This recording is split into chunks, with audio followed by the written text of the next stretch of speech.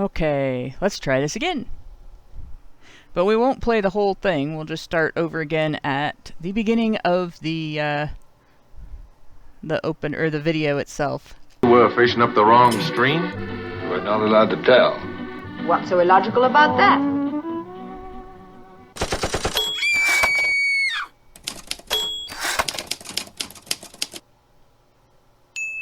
HBR Talk with Hannah Wallen. One of the chief complaints of the men's rights movement is the way that feminist academics manipulate or even falsify information they use to influence the creation of law and policy on intimate partner and sexual violence. The results affect everything from standards within criminal law to funding for initiatives that provide services for victims of these types of violence. Manipulated and falsified information used to inform the creation of such policy results in discrimination against men in criminal and family court, and in services for victims of these types of violence. The men's rights movement has noted several ways in which this manipulation is done. Researcher Murray A. Strauss revealed several when he published his paper, 30 Years of Denying the Evidence on Gender Symmetry in Partner Violence, Implications for Prevention and Treatment. Tom Golden summarized the paper's findings in his article, Strauss Exposes Academic Veils Imposed on Domestic Violence Research. There are 7 main methods discussed. Evidence suppression, wherein feminists obtain data on the experiences of both sexes but only report on women. Avoiding obtaining data inconsistent with the patriarchal dominance theory, a goal achieved by avoiding survey questions that would obtain answers the researchers don't want to acknowledge. Citing only studies that show male perpetration while ignoring studies that show female perpetration. Concluding that results support feminist beliefs when they do not, a trick used to promote the claim that women's violence is mostly done in self-defense, despite there being no evidence to support that. Creating evidence by citation, a method that uses repeated citation of publications that lack evidence to mislead us into thinking there is evidence. Systematic censorship, which involves obstructing publication of articles and obstructing funding for research that might contradict the idea that male dominance is the cause of personal violence. Intimidation tactics, harassment, threatening, and penalizing researchers who produce evidence that contradicts feminist beliefs. Feminist opposition to neutrality was also highlighted by Nara Schoenberg and Sam Rowe in their 1993 Toledo Blade series, Rape: The Making of an Epidemic. They described the experiences of Berkeley professor Neil Gilbert, who read that 1 in 4 women are raped and decided to ask his class if they thought that was high. He told the writers that out of a class of 130 students, about 6 dominated the discussion, while the rest sat quietly. Those 6 were extremely vocal and castigated him for questioning the statistic. When he investigated feminist research and found the 2 most popular studies had in fact inflated their rape statistics, his published findings elicited student protests on his campus with chants like "cut it out" or "cut it off." His academic peers painted him as a sexist conservative who didn't want to know rape happened. Aaron Pitsey, who founded the first nationally and internationally recognized women's shelter in Chiswick, which is part of London, UK, has spent years criticizing anti-male bias among victims advocates and researchers, and obstruction of any interest in helping male victims of partner violence. In particular, she has criticized feminism's male power female victim narrative and the movement's tendency to censor or ignore any information that doesn't support it. In response to her stance in favor of a fact-based, rational approach to reducing partner violence rather than a feminist ideological approach, feminists pushed her out of the shelter movement and engaged in such threatening behavior that she had to leave the country. And when she returned later for a book tour, she faced angry protesters and had to have a police escort. Despite these things, we are told feminists are not to blame for the underrepresentation of male victims in research on intimate partner and sexual violence. No, it's not the people who control funding and publication of research on these topics. Toxic masculinity is to blame. And what is toxic masculinity? Feminist explanations of the term boil down to unhealthy expectations of men. Just don't expect them to give you an honest answer if you ask them whose expectations. That's another bit of information the movement is more comfortable avoiding than addressing. Contrary to what ideologues tell us, their efforts at monopolizing and controlling the field of partner violence research has made genuinely independent studies quite scarce, and studies that look at men's experiences of it without running them through an ideological filter may not even exist. How do we learn about men's experiences if they're being excluded or obscured by feminist gatekeepers? We support the efforts of gatecrashers, who aren't beholden to existing narratives. This week on HBR Talk, our guest will be Deborah Powney, a PhD psychology candidate in recovery and growth in male and female victims of intimate partner and sexual violence. And you all know the rest of that, so hello and welcome to HBR Talk 135, Discussion, Deborah Powney researching abused men's experiences. I'm your host, Hannah Wallen, here with Nonsense Annihilator Lauren B., and our special guest, Deborah Powney, who is here with us to talk about her research project, which is currently in progress. But first, I've got a few things to mention. Honey Badger Radio has a ton of thought-provoking discussions, and those thoughts are getting more provoked every day as we discuss important topics like this one. We stream on multiple platforms that are under attack by the thought police every day. To find it all without political censorship, you need Badgerfeed. You want to hear from us more than you hear from them? Head on over to badgerfeed.com and register to receive notifications. We can't make YouTube give us fair treatment, but we can pick up their slack by offering you that information ourselves. And we can't stop corporate entities from engaging in political discrimination to prevent people like us from funding our efforts, but we can provide you with an alternate way to support our work. That's why FeedTheBadger.com is the most stable way to help. Feed the Badger provides a way to help fund our efforts without funding politically correct censorship. Remember, folks, information is power. We have it, they hate it. If you want it, you've got to go to Badgerfeed and register for those notifications and feed the Badger to help make it possible for us to share the news and analysis you come to HBR to hear. Like the news of Deborah's research. So, Deborah, now you're in the spotlight. Can you give us a description of the project you're working on? Oh, thank you, and thank you for letting me come on and talk about this. Very glad to. I've been so looking forward to this. My PhD, as you quite rightly said, looks at recovery in male and female victims of intimate partner violence.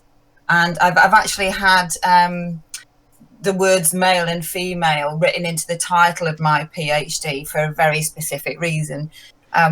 There's a lot of research that, as you know, that goes into female victims, and there is a smattering of research that goes into male victims, but there isn't a great deal of research or researchers that look at both sides of that rather scathed coin. So I take a complete non-partisan view of victims of domestic abuse, because I don't believe that domestic abuse is gendered in any way. And that is not just based on opinion, that's based absolutely firmly in scientific research.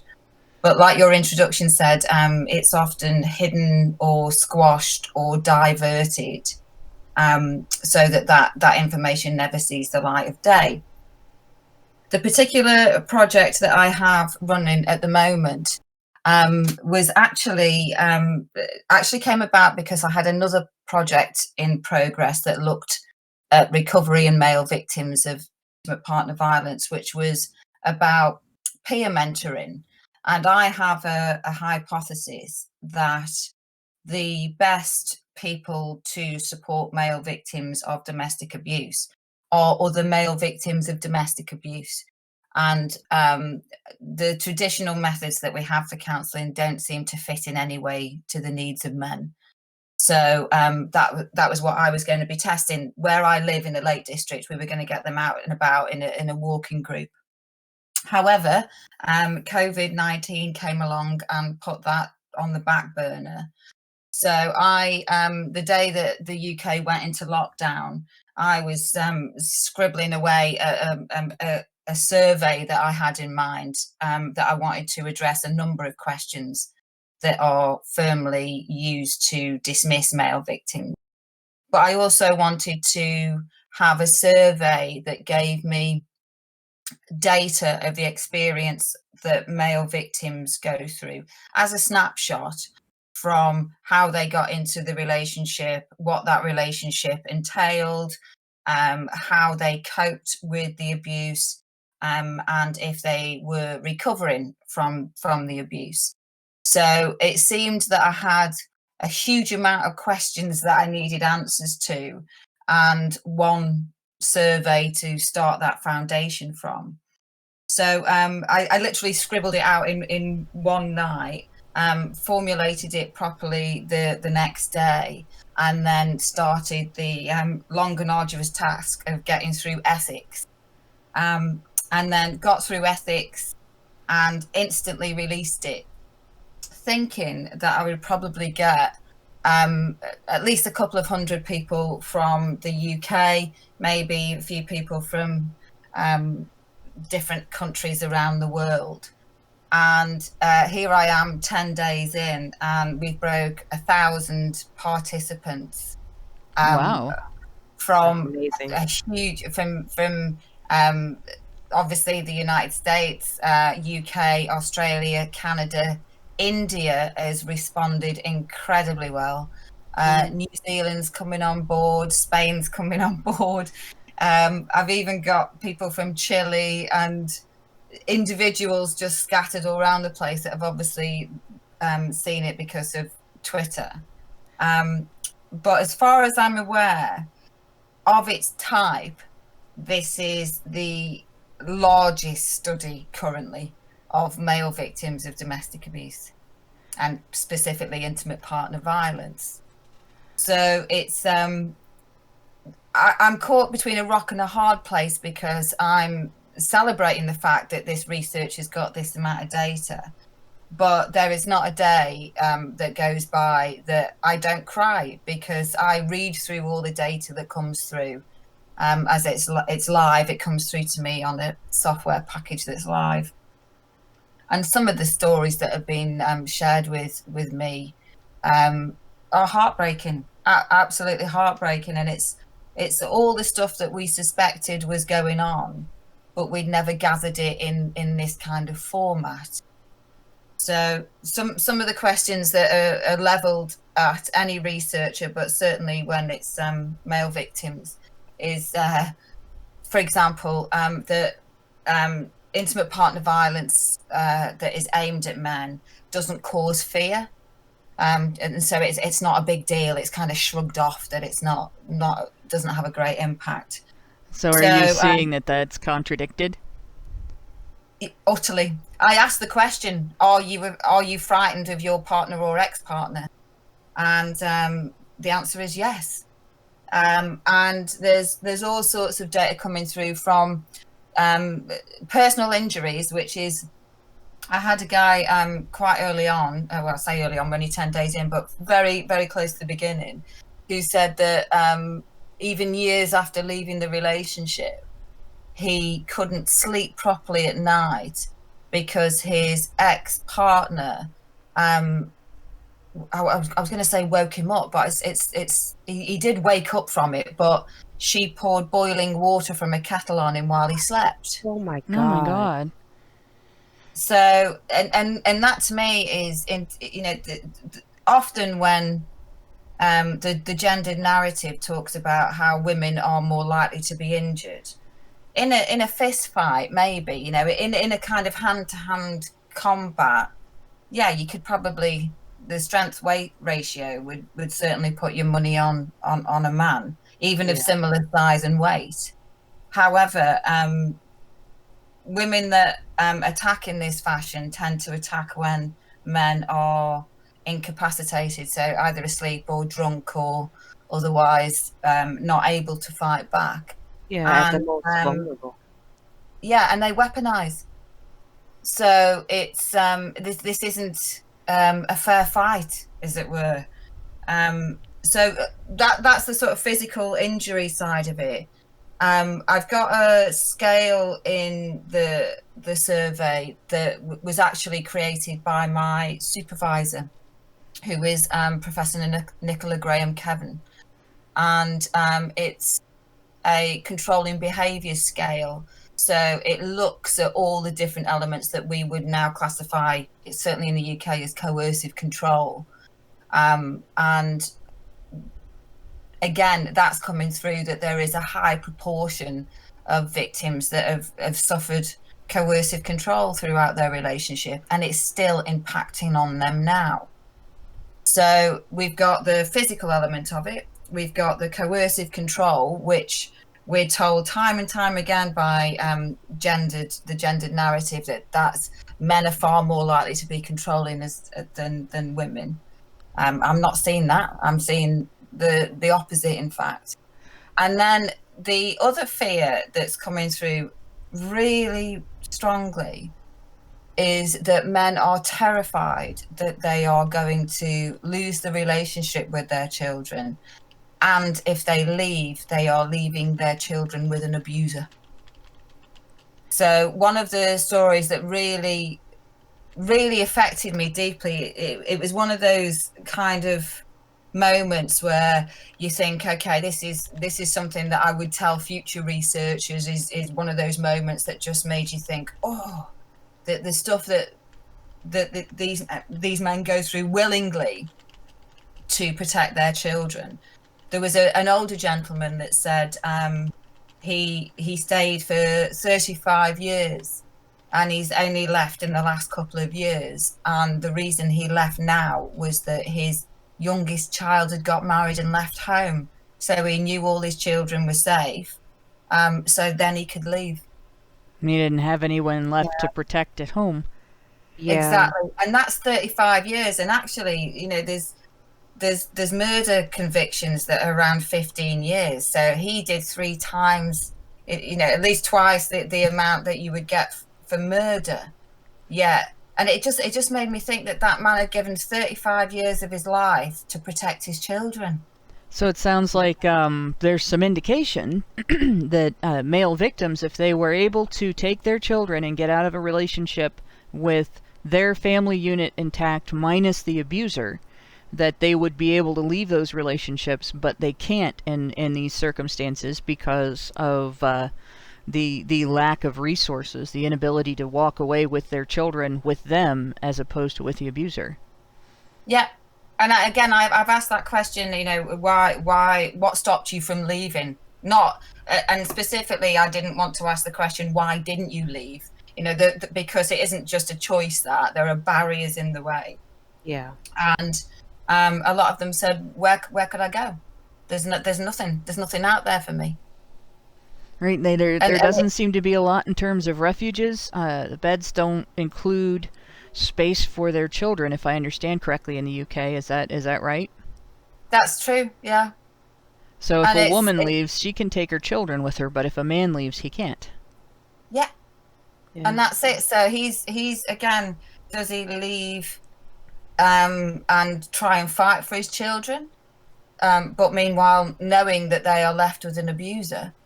And as much as we haven't got any data because of obviously the control of the narrative, but as far as male perpetrators are concerned, there are strong links between a male perpetrator, and I'm talking sort of high level perpetration. There's links between that level of perpetration and abuse of children. So if we know that works from male perpetrators, there's nothing really to suggest that wouldn't work for female perpetrators. Right, so there's no indication that women are an exception to that, in other words. No, and also there's evidence that women are involved in some way, either directly or with a partner, of harming their children and killing their children. So there's evidence that could be there to support the fact that these men are absolutely right in their concern of leaving their children with an abuser. And for my the bit that I've read of various types of research on the topic, one of the patterns that I've noticed is there seems to be a behavioral type, like a behavioral personality type with abusers, where they seek out vulnerability and exploit it. So it does make sense for a victim to fear that if they remove themselves from the situation, then whoever is the most vulnerable and most independent or otherwise threatening person, threatening being like threatening to the rulership, household rulership of the abuser, that would be the next person it would fall on, probably the oldest child.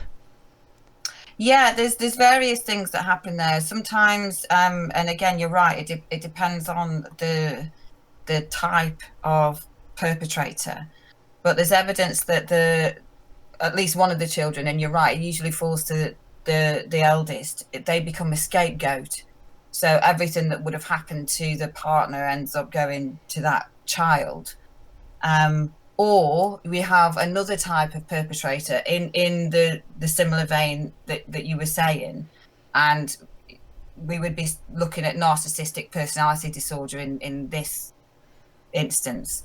They have no use for the children because they are they're not looked at in the same way we would expect a parent to look after their children, and they become a tool to control the victim in all this. So not only will they get abuse because they are in the same house as them, but they'll get abuse because that particular abusive parent wants to use the children to continue the abuse post-separation. See, I've personally witnessed that. I think I've told the story before, but my husband's ex-wife was emotionally abusive, and she was very jealous, very insecure person. And when we got married, she sent their daughters to our wedding in clothing that she told them was too small. They looked adorable, but she told them she dressed them like that so they'd be ugly at our wedding. Oh. So that they would tell us. Yeah. Like that's exactly what sounds like. And often, there's not just from this research, from other research, not just mine, but the body of academic research and I suppose that's where I can look at some of the good research that's out there, although it's framed in this gendered narrative. There are good things in there that can be easily applied across gender, but having that slant is well, it's destructive because it means that the ideas often get lost. Good ideas often get lost. But there's when we're looking at those types of behaviors, that's when you start to get real issues with children, because children are not as naive as we like to think they are. No. And they will take on behavior where they realize they've been weaponized. They realize that they're being used against another parent, and that's going to have damage. How the child starts becoming apologetic. Yeah. Actually countering that behavior in her, I'm sure that I'm not the only stepmom that's experienced this. That became a full-time job, and you want to make sure that what's being done doesn't harm the children. What's being done doesn't teach them behaviors that are going to be detrimental to their welfare and their relationships in their future, and so it really does. It becomes a full-time effort in order to ensure that they learn to cope with these things, because there are not necessarily tools available to men for removing them from situations like that, not on the level that they are to women, and there's a lot more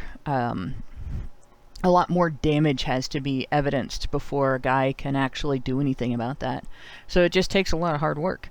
I was wondering, you had mentioned feminists having the idea that male abusers are more controlling than female abusers. I'm wondering if it's possible that feminists think that because they view certain behaviors as appropriate when women do them, but controlling when men do them.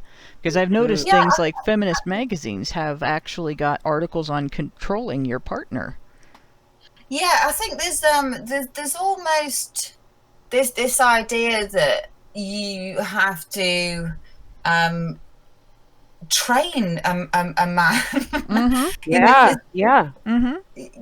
it's and I find it really bizarre. And I don't read those kind of magazines, but I remember from the past where it's sort of, you know, train your boyfriend to do this and train your husband to do this, and Yeah. you know, and I think to myself, we've normalized controlling behavior. I saw a trailer for some really trashy program last year sometime.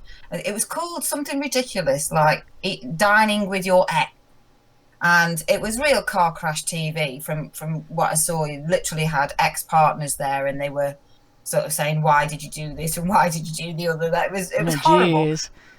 But the clip that I saw was around the young woman that was in there, and she was a young woman, was saying, well, I knew exactly where he was because I had a tracker app on his phone. And clearly the person that was interviewing her had said, do you think that's okay to have a tracker on on his phone? And she said, yeah, well, all my friends have got trackers on their boyfriends' phones. Oh my gosh. And and I had that reaction because I'm thinking, is that normal? Is that a thing now? Where, you know, the only people I know who do that, I have a friend who works in law enforcement, and then on the side he does the kind of work that I do. I'm a carer for intellectually disabled adults here in the U.S. I have a fancy sounding title, direct support professional. And so I that's how I met this guy, and he said he and his wife have trackers on each other's phones because both of them go out and do activities. Like he goes out and does hunting, and he's involved in law enforcement and everything, and there's things she does that if something happens, the other partner needs to be able to know where they are and where to send the emergency crew. But I cannot imagine tolerating that just for somebody to say, well, I want to know who you're with, and you know, I don't trust you. Well, I think also that the friends that you're talking about, that's a bilateral decision. They talked about it extensively. Yeah, but this was one way. This was unilateral. This was just they snuck up on each other. Yeah. Yeah, but nothing on her phone. Right. And it wasn't for his safety. No, it was for her control. And there's a significant difference. See, that's the other thing. There's a lot of things that I'm wondering. Feminists will say, for instance, driving too fast with your partner in the car. Coercive control.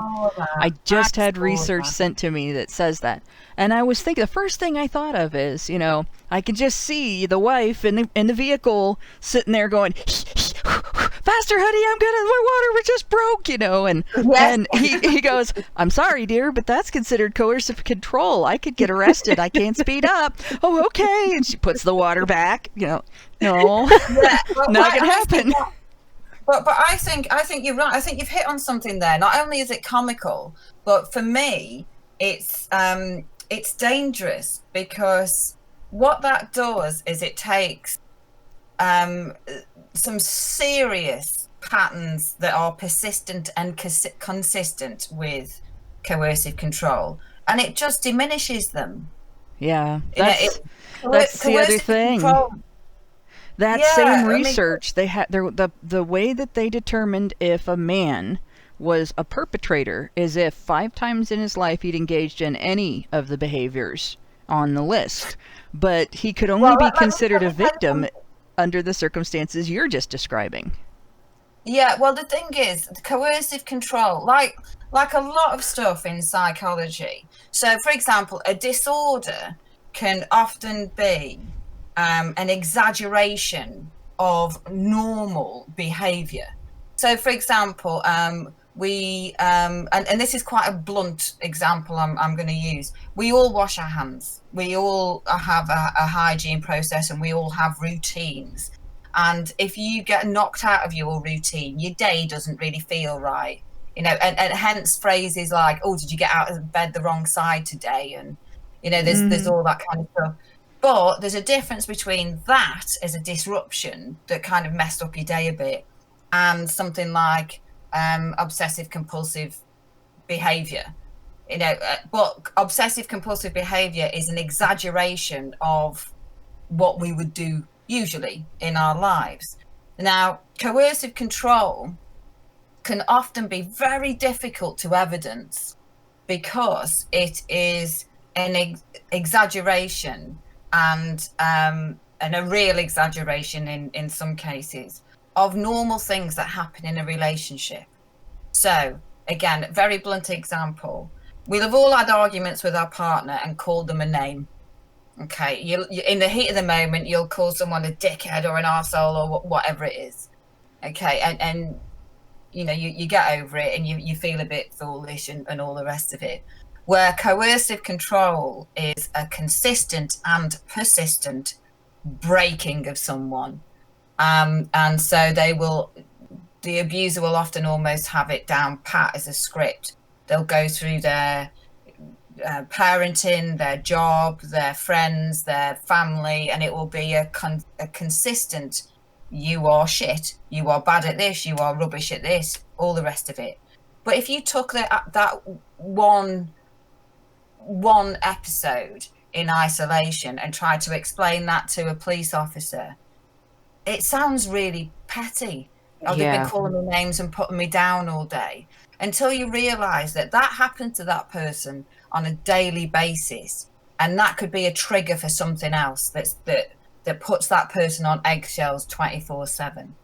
So for me, doing really dirty science that isn't empirical and really just muddies the water as far as what is coercive control and what isn't, is harmful. Because I sometimes drive fast if I'm cross and you know, that kind of stuff. But and we all do it. It's human behavior. But I don't do it to abuse my husband. Yeah, and I do it cross, or you know, I haven't had enough sleep, or the usual kind of things. And so they need to be aware that if they're putting this stuff out, the list of coercive control behavior gets longer and longer and longer, but it gets more and more diluted. And it becomes very difficult to prove that. And then it kind of just loses its impetus. And it puts victims in danger. Yeah, I remember a story in the UK about a guy who had been being beaten up and hit by his wife. They had married and had several children, and the police came around, and you know, he told them no, she's not abusing me, even though he was bleeding, and you know, had cuts and everything. And it took for the, you know, the I don't know how many times they came out, but the police officer actually took him into the police car, and said, listen, it's just you and me now. Just tell me what's going on. And that's what it took for him to say, yes, I've been abused. This is what happened. I know the case. It's a guy called Alex Skeel. Yes. He was days away from death. She'd starved him. She'd made him sleep on the floor. Oh, geez. And I don't know if you saw the documentary. There's actually a BBC documentary. I can't remember what it's called. If anyone Googles Alex Skeel, or I think it's called "Abused by My Girlfriend" or something. Yes. Like that. Yes. And it really is such. And I hate to use a positive word to describe it, but such a perfect example of what coercive control can be. Mm-hmm. And how it's really difficult to describe it. Everyone that's been in that situation knows it. But you know this analogy of you're boiling a frog. You put a frog in cold water and slowly warm it up. Yeah. Well, the actual model of coercive control, although it's very much referenced to Evan Stark, it actually the primary study, the model that the guy that actually created coercive control was a guy called Biderman, and he based it on how prisoners of war are tortured and broken down. You know, when you see exactly what I say, prisoners of war, and they're tortured to the point that they give the information. Well, it was based on that model, and it's the coercive control model, and it goes through several stages of isolation, humiliation, monopolization of perception, the occasional nice thing that they throw in there. And it really does need to be taken seriously, because the effects of it are far more damaging than a smack in the face or getting beaten up, because they are soul shattering. It breaks your spirit. Would you say that it can be considered a type of brainwashing? The Biderman model, for prisoners of war, is actually in the Amnesty International report on torture. And part of my thesis, I'm comparing victims of intimate partner violence to prisoners of war and survivors of cults, ex-cult members, because the difference between the abuse in intimate partner violence and other trauma is that intimate partner violence is a 24/7 torture. It's not a one-off. It's not something like a terrorist attack or a natural disaster. There's no and it's also because it's the person that you're supposed to trust most in the world. And it's in your home. You haven't been captured or gone to live with a cult. It's your home. Right. Yes, but it functions, the particular elements of coercive control function in the exact same way as prisoners of war's torture, or how you are brainwashed and your spirit is broken in a cult. So that makes sense. So for me, producing, in inverted commas, research that says your partner speeding and if they've done it 5 times is verging to me on dangerous. Yeah, because then it would convince people who aren't actually suffering from that type of brainwashing and torture that they are going through something they're not. Yeah, and that in itself is harmful. My master's degree, I actually did my dissertation on protective factors against sexual victimization. And although I wanted to do it on both male and female victims, there was no research on male victims, as you can imagine. So I ended up doing it on female victims. And I looked at vulnerability, resilience, and facial recognition. And within that, I had the COS scale. I was relatively new to this arena, so I used the COS sexual victimization scale. And there's some questions in that would indicate rape. And then there's a question at the end of it. It was the short scale that actually says, have you been raped? And there was quite a chunk of the people that had done my survey that answered the have you been raped question with no. But the previous questions clearly indicated that they had been raped. Now, I had my second supervisor is from a feminist background, and not so much anymore, but that's how she started her path in academia. And it's great for me because I get a balance, I get challenged from the gendered paradigm. But I had a conversation with her about, but these women have clearly been raped, but they said they haven't. And she really challenged me and said, as a psychologist, do you think it's beneficial to that particular person if you insist they are a victim? And it really made me think that if people don't feel victimized by something that as someone else might feel they're a victim, what good is it if I tell them they are a victim? if they've dealt with it and it's not harming them and it's not something that they dwell on, why would it be a benefit to them if I say you're a victim? And the answer is it wouldn't be. So for me, what you're saying on the other side of this speeding thing, that all of a sudden we're going to get people thinking, oh my word, I'm being coercively controlled and I'm being abused, is harmful, because A, they're probably not, and B, who wants to spend their life in victimhood? Yeah, there's there's been instances, I think everybody knows about the satanic panic that happened back in the 90s here in the States and in Canada, where there were some daycare centers that the owners were accused of practicing Satanism in their daycare, and as part of that, molesting the children.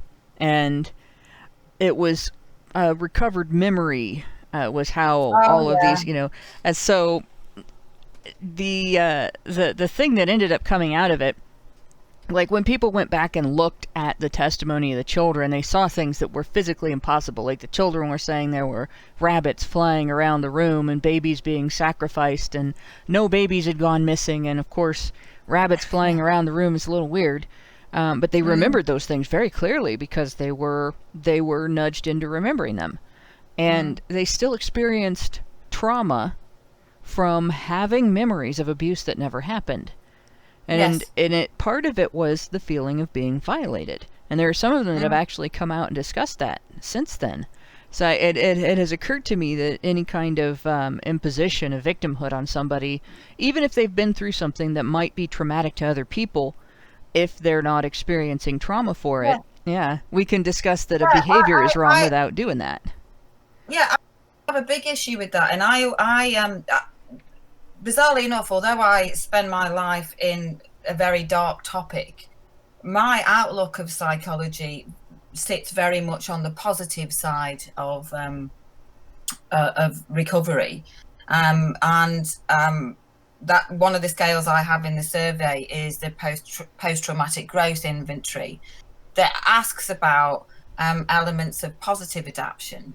And I found I've completed a meta-analysis on female victims, because there was no evidence for male victims, on positive adaptation. And that can include increased resilience, re-evaluation of their lives and what's important in their lives, increased empathy, different interests, all the things that would be best. Best example is you'll often see someone who's survived cancer, who's then quit their job, left their unhappy relationship, maybe bought a boat and sailed around the world single-handedly, and had a real sort of feels like an epiphany. And often that can happen in trauma, but it's not acknowledged because I think sometimes people are afraid to re-victimize victims. But that puts a psychologist in a really powerful position. And I think you can either be a healer or a harbinger of doom, because there have been studies around natural disasters where people have lost their homes, or cities and towns have been wiped out. So communities congregate in like the school or stuff, and people are sleeping there and being treated. And often that community can help each other, and there's a real warm feeling that you're part of this community. And although you've been through this horrific thing, that sort of empathy and humanity can really help people to positively adapt from that trauma. But often, if the psychologist gets sent in, it almost as if, oh, well, if they're here, it must be bad. Yeah. And I did a presentation at the Male Psychology conference last year in London, and I was putting this across and saying that it came really home to me when we had the bombing of the concert in Manchester. I don't know if you guys saw that. Now, how long ago was that? Oh, a couple of years ago. It was Okay. Ariana. Yep, I I can't remember her name. that. I remember that. And I was sat in my friend's house. I'd gone to see her, and it was a couple of days later, and the radio was on in the background, and the news was on, and they were talking about how how many children had lost their lives and family members, and how devastating it was. And then they said, but we've now sent in a team of psychologists and stuff. And my friend turned to me and went, shit, Debs, they've sent your lot in. It's got to be a horrific. And I thought, is that how we're seen? Is that how psychology is seen? That we're all about the trauma and not about the recovery? Yeah. Yeah. And I think for me, what I see in my field is that there's a lot of research around domestic abuse, and because of the narrative, the majority of that, and the vast majority of that, is around female victims, and also the vast majority of that is about how bad it all is. Well, and I'd like to put this to you, and you can tell me if I'm off base here, but a lot of what we see when it comes to medicine is that they don't treat the problem, they just try to prescribe something else. So like, if a doctor prescribes you pills, they're just trying to sell you these pills. It doesn't necessarily fix the problem. Yeah, I'm not a fan of that. Yeah. I do think medication has its place. I'm not I'm not a clinical psychologist, but I think medicine has its place, and it can often give breathing space, especially when your cognitive function is all over the place. Right, Right. but do you think that in terms of psychology, that especially when you say that they just seem to focus on the negative instead of saying, well, here's a positive way that you can come out of this situation. Do you think that maybe there might be a chance that the psychologists are just trying to keep people in fear, so that there's something that for them to feel like they are curing, or something for them to... Maybe, but I also think on the other side of that coin, patients tend to want a psychologist to categorize, diagnose, and treat in that order. People like to walk away with something to hang their hat on. Have I got this disorder, or is it this, or is it that? And often when people talk to me, they are self-diagnosing. People will say, well, I think I've been left with this kind of trauma or that kind of trauma, and I've not opened my mouth. I've not said a word. They've literally talked it through. And there might well be, but that's the expectation, that if you talk to a psychologist or psychiatrist, clinician, counselor, whatever, that you will be categorized, diagnosed, and treated. And also, people tend to give you a perfect example again of my walk into recovery study that's put on hold. I am literally saying and testing a group of men that have all been subjected to intimate partner violence, asking them to come together and go for walks in the forest in the Lake District and bond and see if they can support each other. Now, I've done some research I've actually got hold of the professor in Japan. I've got a real love of Japan. I've not been, and I've promised my children that when I finish this doctorate, we will go on holiday and we'll go to Japan. And what I like about it is that there's a real split between the ultra modern and the ultra traditional. And I like both sides of those things. But one of the things I really find fascinating about Japan is they have something called forest bathing. And it's been kind of hijacked by various, I suppose, new age treatments, but there is some real science behind it. And there's science behind these things that I'm trying to be less scientific about it. So imagine trees are releasing something kind of like a hormone, okay? But this professor has tested people with high cortisol levels and then sent them out into the forest for 3 hours and done cortisol tests pre the going out in the forest, and then done cortisol tests post being in the forest, and actually seen not just an immediate reduction in their cortisol levels, but a sustained reduction in their cortisol levels based on the amount of time they've spent in the forest and stuff. Now, it's difficult for me to stand in front of someone who is experiencing trauma and say, here's a bunch of pills that will help you sleep and really take the edge off, but it's not going to help you deal with your trauma. Mm-hmm. But here's a quick fix. Or do you want to come for a few walks with me in the forest? Yeah. Yeah. Do you see what I mean? It's it sounds like I'm talking hokum, but there is real science behind this. And the truth is, with trauma such as intimate partner violence, there's no quick fix. It's hard. It's difficult to recover from that level of trauma, because your entire worldview has been shattered, and you're not going to be the person you were going into this. That's not to say it's going to be anything worse. In fact, I would argue that it could be better.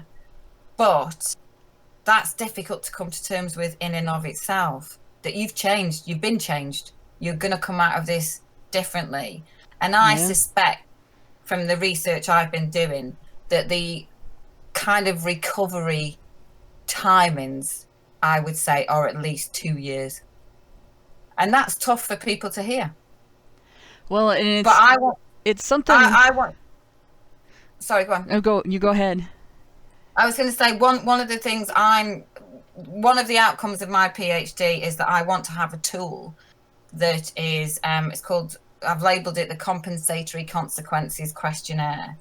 And when a practitioner is assessing the negative aspects of intimate partner violence, depression, PTSD, all the rest of it, I also want to create a tool that also assesses resilience and social network and all the different positive aspects that can not necessarily offset the negative, but can be leveraged to help you adapt through the negative affect.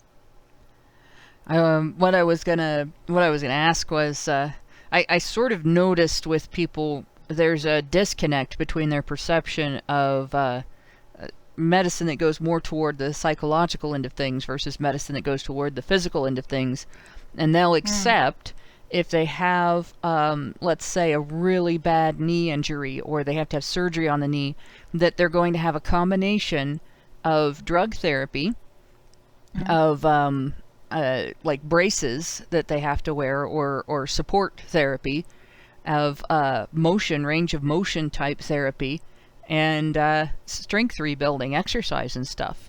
And that the doctor's going to have to monitor their progress the entire way. So they're going to continue to have diagnostic testing and everything throughout the process.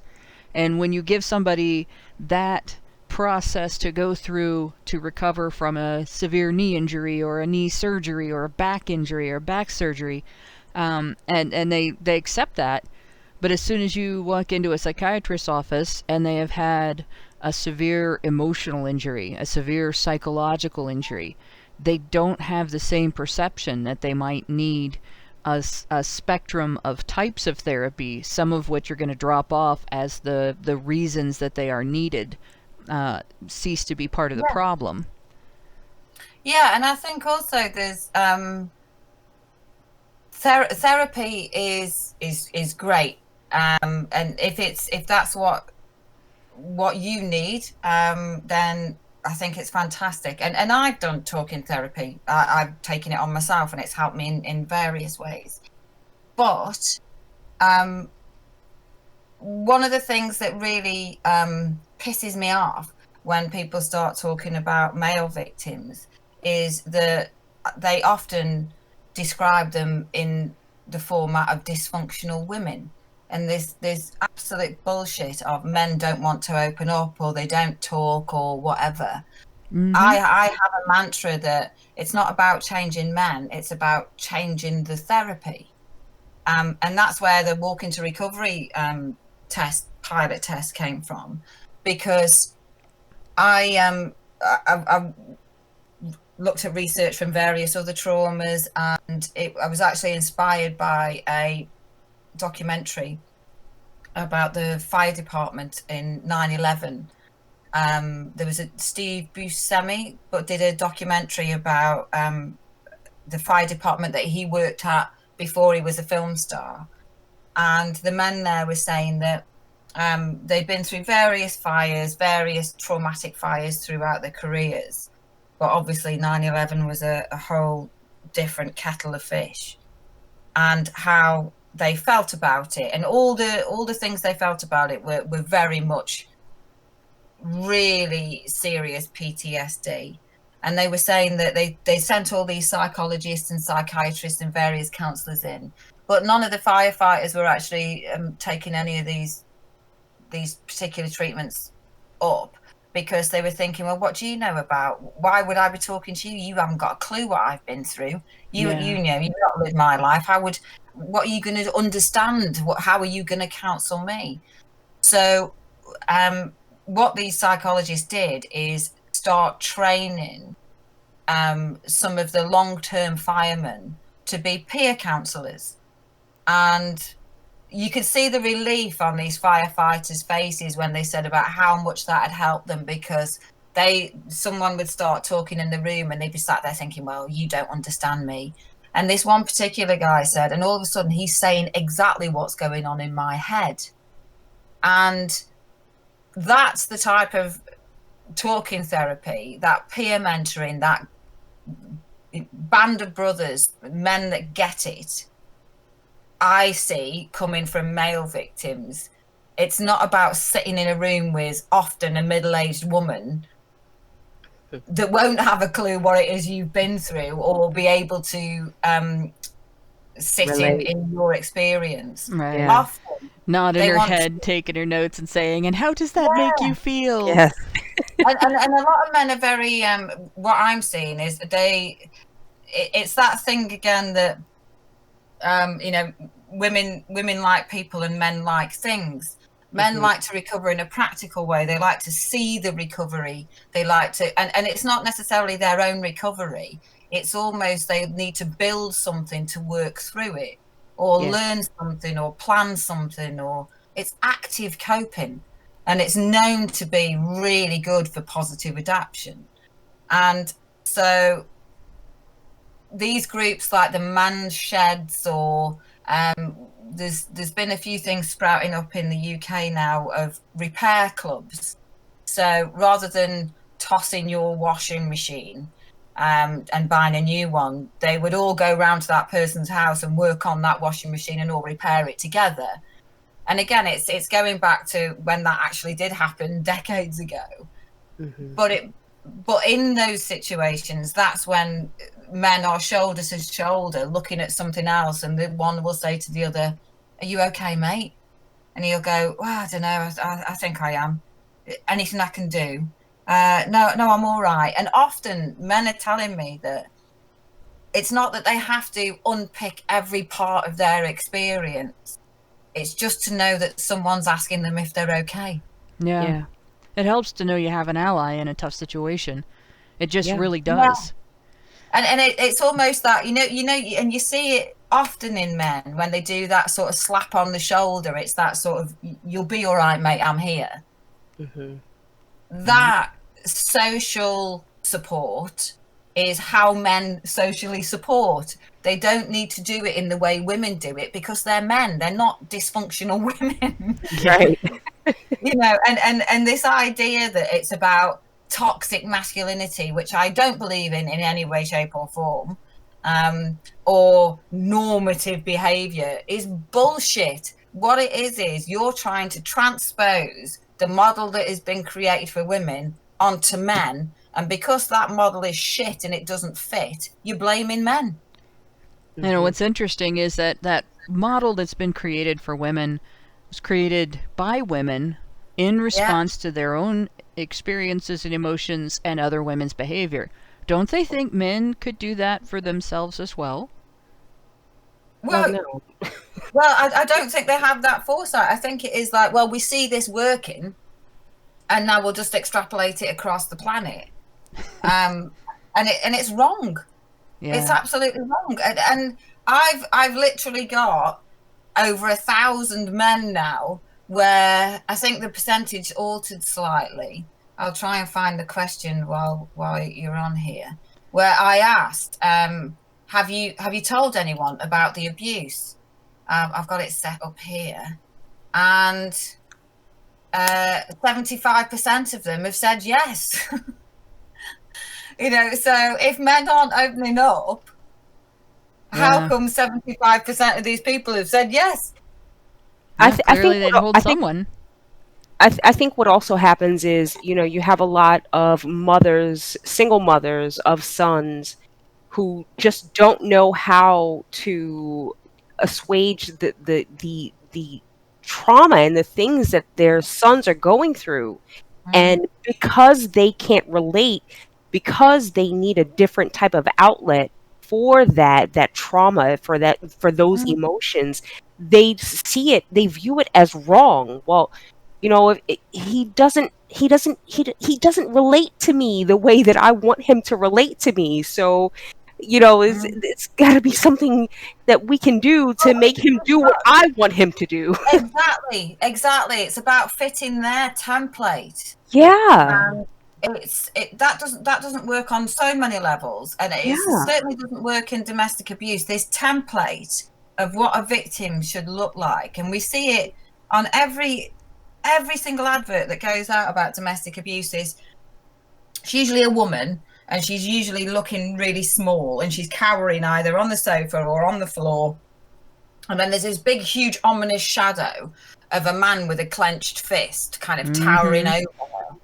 Now, full disclosure, I got into this arena because I'm a victim of domestic abuse from an ex-partner. And one of the reasons I got into this is because I did not fit that template. I had a successful career. There was no history of abuse in any way, shape or form in my family history. I was financially secure, all the things that a victim shouldn't be. And because of that, I didn't recognize I was being victimized. So I stayed a lot longer than I should have done. So when I got into my research to think, how the hell did I get myself into this? And everything I picked up and read was saying that I should be broken, and it should be this, and it's this, that, and the other. And I'm thinking, that's not me. And then I started talking to other victims because they knew what I was researching. And they're telling me the same thing. No, I didn't realize I was being victimized because I'm not that kind of woman, or I'm not that kind of person, or I'm not a woman, and I'm thinking, I'm hearing so many people telling me that they don't fit this template. And actually, I've not really found many people that do fit the template. Sounds like the template is kind of useless. Yeah. Well, I think you can find that particular template if you use select samples, which is exactly what the gendered narrative does. If you want to find out if women are predominantly the victims of male perpetrated domestic abuse, and you go to a woman's shelter that is predominantly for heterosexual women, your answers are going to be yes. But that's because you've selected a sample that's going to give you the answer you're looking for. And that is actually one of the ways that that Strauss found that feminists sort of use to limit what their research is going to show, to edit out anything that they don't like. So they sample only for people that are going to give them the answers they want. It seems kind of an unethical thing, and I want to get you into that because one of the things you mentioned at the beginning, you described getting through an ethics process in order to arrive at a starting point for your research, and I think our listeners would like to hear a little bit about that process because that's something that matters to this group. Well, it's hard. It is a huge body of work. In fact, it took me more time to fill out the ethics form that goes through to a board and they assess it than it actually did to write the survey. And it is about making sure that you're doing this research for the correct purposes. You're not just doing it out of some whim for yourself. But it's also making sure that every question that I've got in that survey has to be okay. It has to be for a scientific purpose, and it has to try its absolute damnedest not to cause any more harm. So I have to prove that the reason I'm asking these questions is to advance knowledge in the area and to make sure it's for a scientifically robust purpose. So and you never get through on the first hit, no matter how careful you are. So I have to go through absolutely everything. Why I'm asking that question, what I'm hoping, what my hypothesis is from it, why those particular people, what have I done to ensure that vulnerable people can not feel pressured into answering a survey. So if you go through my survey, there's 3 points where it asks you, are you okay to continue? And that is really to stop people and let them think, am I feeling okay about this? And that's why we also put our contact details in at the front, so that if someone is really struggling, not that I could provide that help because I'm not a counsellor or a clinical psychologist, but we would have means and ways of trying to find that help for you. So we have to consider every different aspect of it. My lineage to get to my research. Have you guys heard of John Archer? I have not. No. He did the first meta-analysis that showed that women are equally, if not slightly higher, aggressive and abusive towards their partner. Okay. So it's Archer 2000, if anyone wants to look at it, and it's a combination of 80 studies, and he found that the effect size was slightly higher for women committing partner abuse. Is that on YouTube or just? Sorry? Is that on YouTube or do you just Google John Archer 2000? Yeah, just Googled Archer 2000, okay. And I can send you a link for anyone to get it. But he did that, and he was my supervisor's supervisor. So I come from a set of people that see intimate partner violence as part of a wider view of aggression that is not gendered in any way. So it's my supervisor is so strict on how these things need to be formulated, and I have to present to her why I want to do this. And like I said, within this survey, there's a number of elements that are put there to address the dismissal of male victims. So around fear, around injury, both physical and controlling behaviours, all the things that are dismissed from the gendered model. But also how I can track their trajectory from abusive relationship, like I said, to coping, through to adaptation at the end of it. So it's as much as it just looks probably to most people like just another online study, the amount of work that goes into it is phenomenal.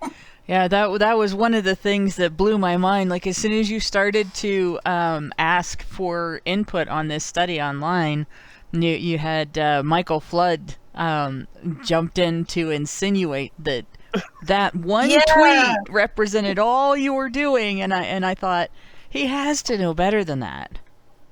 Well, the thing Oh. is, what I found really interesting about that tweet is the way his language was framed, because he immediately said, if you are using anti-feminist groups. Now, there is absolutely nothing in my survey Yeah. that is questioning ideology. Yeah. These are really simple, honest questions. I'm asking people, what made you leave the relationship? What was it that triggered you to do that? For what reasons are you staying in the relationship if you're still in the relationship? There is nothing in there that insinuates that men or women or any ideology is better than any other. And it also showed, and I wrote a blog last year about labeled why feminism needs cognitive behavioral therapy. Yeah. and within that was I broke down all the different thought patterns that if this was an individual, they would be offered cognitive behavioral therapy. And one of it is around black and white thinking. And so just that opening sentence of, if you are looking at anti-feminist groups, showed me that this was more about his worldview than mine, because he's saying that if I ask somebody that doesn't follow his particular ideology, then everything else is anti-feminist. Now, I'm not anti-feminist in the same way as I am not anti-unicorn. I don't believe in the ideology of any of those things. There we go. Yeah. So him labeling that anti-feminist has got nothing to do with me and everything to do with him. With him. Yep.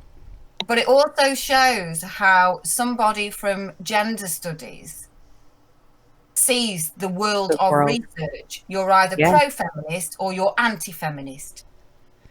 Yeah. Now, what he's saying to me is, because I am researching men and I am asking groups of men because they are men, not because they are MRAs, because Michael Flood also retweeted my survey. It's open on Twitter. It's open for anyone to actually take that. Some of the press have picked it up. It's clearly gone beyond any type of group. And the particular list that I'd tagged people in also included police forces and various other academics, but he particularly honed in on what he considers to be anti-feminist groups, where I would consider those pro-men groups. And as I'm doing a survey on men, of course I would target those particular areas. It made no sense. And he went round and round about whether he was objecting to the inclusion of groups that were pro-men, or accusing you of sampling exclusively or almost exclusively from groups that are pro-men. And But again, I couldn't nail him down to one or the other of those things to be able to argue with what he was accusing. Well, again, it's like nailing jelly to the wall, isn't it? It's just you can't pin them down because it's just vague insinuations, and it's a bit of a he's let himself down as far as I'm concerned, because rather this is someone who claims to be an expert on masculinity, and surely if you were in the field of masculinity and someone's bringing through what is fast turning into a huge international study of male victims of intimate partner violence that doesn't exist in this format in any way, shape or form, surely you'd be on board with that, and you would approach that person, but certainly I would, and say, good on you. Any chance I could see your results when you've done them, because I think that might help me in my field. Right, because this doesn't just affect certain men of a certain ideology. It affects men as a whole. Right. Absolutely. Exactly. But even if I have approached feminist researchers that I know they have researched a particular nugget within female victims, because I research female victims also, and I've thought, actually, I might not agree with her ideology, but I think that's a really good piece of work. I'm going to ask them, is there any chance I could do that? And I think that's the difference between a scientist and an ideologue. Yeah. Because I'm happy to read anything and be able to extract a nugget of information and think that was really brilliant. They've just sifted through something there that I really wouldn't have thought about. I'm going to use that in something in the future. I don't care about the ideology as long as that particular part of the science is good and we can help advance research. I don't care. I don't care who does it. But clearly, right from the off, without asking me a question himself, he didn't phrase that as a question. That was just an accusation. Yeah. And I even went back with him with, what did I say? You realize that, Mr. Flood, that rape is a crime. I hope you're going to turn yourself into the police. You wouldn't accept that argument, but you did exactly the same thing with this allegation of bias. And, he really didn't like that one. He basically tried to change the wording of what he had said to make. Absolutely. It was like watching it was like watching a little kid squirm and try to get around admitting that they had their hand in the cookie jar and why they had their hand in the cookie jar. I find it quite bizarre of someone who is a career academic saying that to a PhD student that is clearly in his field, because the views that I have are not anti-feminist, like I said, because I'm not anti something I don't believe in. But he has to model that to protect his worldview, and it's almost like a trauma reaction that, if I'm going to come in and ask male victims of domestic abuse questions, or have you been victimized, how have you been victimized? And what was also interesting is he clearly clicked through my survey, because when I asked him to share it, he came back and said, it just keeps taking me to the end. And then he came back and said, that might be because I had a look, I was curious. And fine, be curious. But out of going through my entire survey, what he came back with is, I think you might be anti-feminist if you just take this sample on board. And I thought, actually, you haven't found anything within my survey that you can question. So you've tried to go down that route. And it's the same stuff that Murray Strauss said about, if you don't like the data, they go after the instrument. Yep. Mm-hmm. So he can't find anything in my instruments. So now he's got to couch it or smear it by saying it's anti-feminist before it's even got any data collected. Yep, it's the same pattern that Murray Strauss identified, and you seem to be doing pretty good weathering it so far. So good on you for that. I do have some listeners that have some questions. They sent them in super chat, so I can go back through and read them.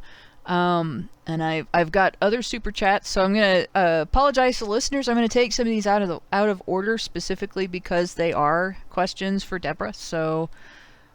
We have Albert Nada Retro gave us $10 Canadian and said, has Miss Powney followed the Depp Heard situation? I recently saw a picture of Heard with her current boyfriend, and he had a shiner on the side of his face. Oh, okay.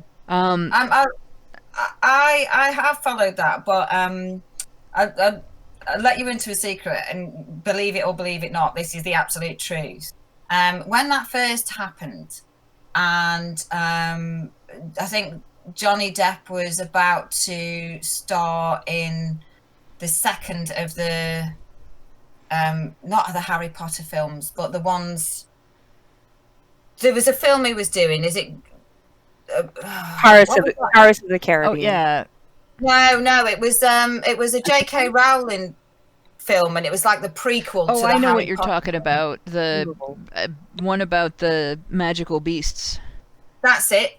Well, he was about to do number 2 for that, and he didn't get fired. And J.K. Rowling actually really stood up for him. And one of my friends said to me, "Have you heard this?" And I said, "Yeah, there's a lot more to this than we know. And I don't think he's the perpetrator."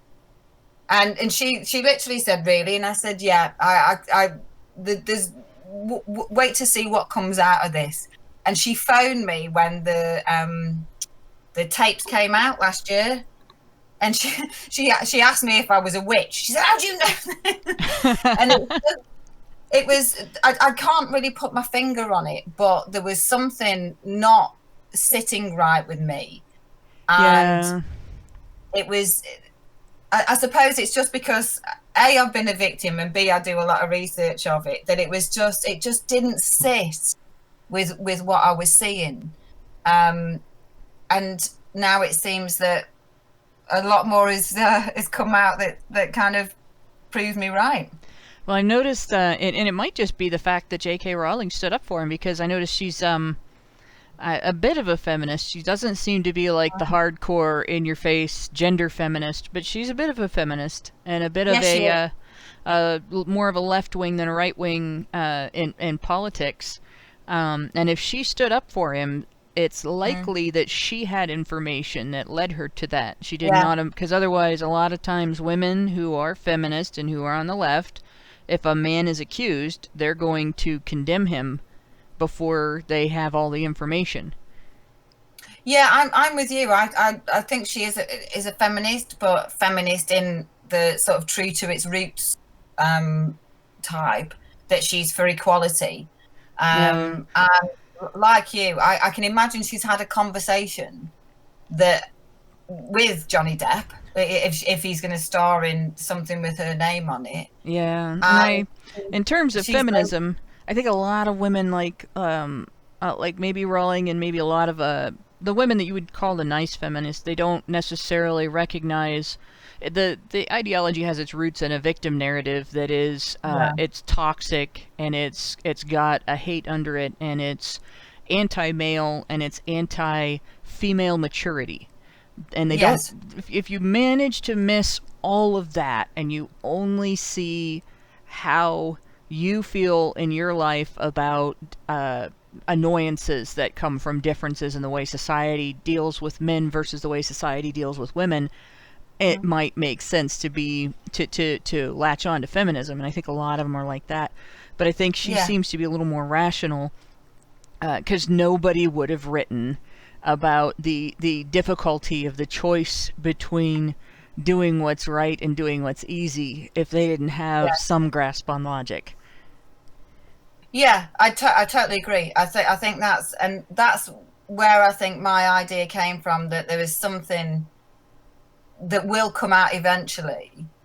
And I think we've still got a lot more to hear. Yeah. And there's other stuff, like most the type of abuser that he was painted to be is a serial abuser. You know, it's not just something that's just come about at that particular point. And every single one of his ex-partners has come out and said, "That's not the man I know and love or loved." And often, like I said, they're serial abusers, and the evidence is saying that he isn't. Yeah, I think we have in the chat, Michael Garrick has said it right. Hurd played the victim card on the wrong guy. If all of his friends and family and associates love him, and he's the kind of guy that people are going to talk about in glowing terms, she's not going to be able to get that kind of pattern where people come out and say, yeah, you know, everybody loves this guy on the surface, but, because there is no but. Yeah. Yeah. Well, we're seeing that. I mean, she kind of rode the wave of the Me Too movement. And I truly believe that all victims need to be protected, but I don't believe in a hierarchy of victimhood. But it Yeah. seems to be that we saw a rise, and we also see it in the industry that is domestic abuse, of celebrity victims.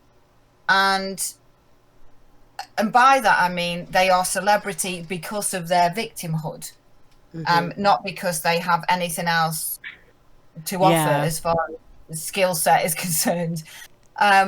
So it becomes a career choice almost. But we've seen that falter when we're certainly, from what I see from the UK happening with Biden, with all of a sudden that's kind of shown the cracks in the Me Too movement, because they're quite prepared to not believe all women if it's that it's not consistent enough for me to be of substance. Yeah, I'd say Tara Reid has tire tracks from the feminist butt all up and down her back right now. They have run her over and then backed up to run her over again. But and it's not to say that she's necessarily a victim. She could be completely bald-faced lying about Biden. She could be telling the truth, and we don't know. But what we do know is that feminists and the left have been entirely hypocritical on that, and the Me Too movement's kind of falling apart here in the U.S. in part because of that. We also had. For me, that hypocrisy highlights why it is such a poor ideology. Certainly, in my opinion, because I read. Did you see on Twitter about Clementine Ford in Australia? Yeah, I did. I actually went on a long rant about that because everybody was upset about the least offensive thing that she said in that controversy. It was stupid. It was a stupid thing for her to say, and it was mean and crappy, but the stuff she said to excuse it was far worse. Yeah. Oh, yeah. I mean, doubling down doesn't come close. But for me, it was the hypocrisy of it, because a few weeks ago, a teenage boy, she'd gone off on her usual kill all men bullshit. Yeah. And had come on and said to her, why don't you stick a gun in your mouth or something? And she doxed him and put his picture up and, stood up for fighting against women and fighting against men, against threatening women and all this stuff. Yet when they come on and say COVID isn't killing men quick enough, and then she gets pulled on it, it's like, oh, it's just a joke. Can't you take a joke? And I'm thinking, not funny. Yeah. No. Not funny at all. And actually, Michael Flood sent me a document once about how, I don't think he sent it to me. I think that's too much. I think he put up an article once about how this idea of drinking male tears is just it's just humor against the backlash that is misogyny. And it was literally, and my kids do this. My kids push and push and push and push at the boundaries until I snap, and then they go, "Oh, I was only joking." And I'm thinking, you've written an entire article that my kids pull on me at least twice a day. Does he have an article about how all of the other ideologies are getting to stay out after midnight, and feminism is the only ideology that has a curfew, or is it just like it's just that only joking? Oh, we don't mean it when we say kill all men. It's just against the backlash of misogyny. It's just a meme, bro. It's just a meme. Where I am on that backlash idea, and I said this as clearly as I possibly could in chunks on Twitter, but it's really very simple for me. I do not accept the concept of punching up. Punching up is an idea that progressives and their ilk came up with as an excuse for unprovoked aggression that is not in self-defense against anything. It's just unprovoked aggression against target groups using historical context as their excuse for that unprovoked aggression.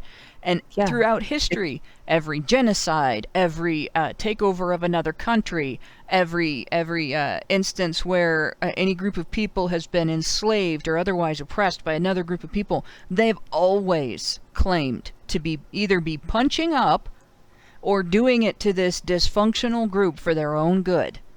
And It's there's nothing but- there's not any other logic. One of those two things is true, and they're both wrong, and they're both bad. Yeah, it's But nothing it's but a also- tool for deflection. Sorry, say that again. I said it's nothing but a tool for deflection. Yeah. Yeah, and it's also who's defining what's up or down in that power struggle. Yeah. Yeah. It's same as I was having a rant. My husband, bless him, is he's used to this, but I was having a rant the other day, and my head sometimes just works in pictures or comic strips and stuff. It almost kind of flashes a story in my head. And I was this whole idea of with this COVID stuff about women bearing the burden of childcare and all this kind of stuff really grates with me, because my head instantly showed me this picture of a supermarket and having a woman and a man walking in, and the basket had this label on it of equality, and in the woman's basket she's put in CEO, imaginary pay gap, all the sort of really shit hot things, all the really exclusive things that men would struggle to get, because the truth is the FTSE 100 has only got 100 CEOs out of 7 billion people on the planet. Yeah. So, it's exclusive to men as it is to women. But feminists seem to be like, well, there's only 7 women on the CEOs or the board or whatever of the FTSE 100. And they seem to put all these really nice, shiny, expensive things into their basket of equality. Well, when I talk to men, what they're putting in their basket of equality is access to children, access to healthcare, real basic stuff, real sort of bottom of the triangle of the hierarchy of needs, as it were. Yeah. And so who is defining what equality is? Because I don't see feminists saying, I need to sort out contact with my children, and I need to sort out better funding for breast cancer, or better funding for any kind of medicine research or psychological research or anything that goes into women. It's all the really nice, shiny stuff. Yep. So to me, this whole, this ideology is, you're framing it to fit your purpose, but I'm not accepting your version of that anymore. That's why I don't accept toxic masculinity. I had to do with Michael Flood, where he was trying to tell me about toxic masculinity, and I said, I don't believe it, so I'm not defending it.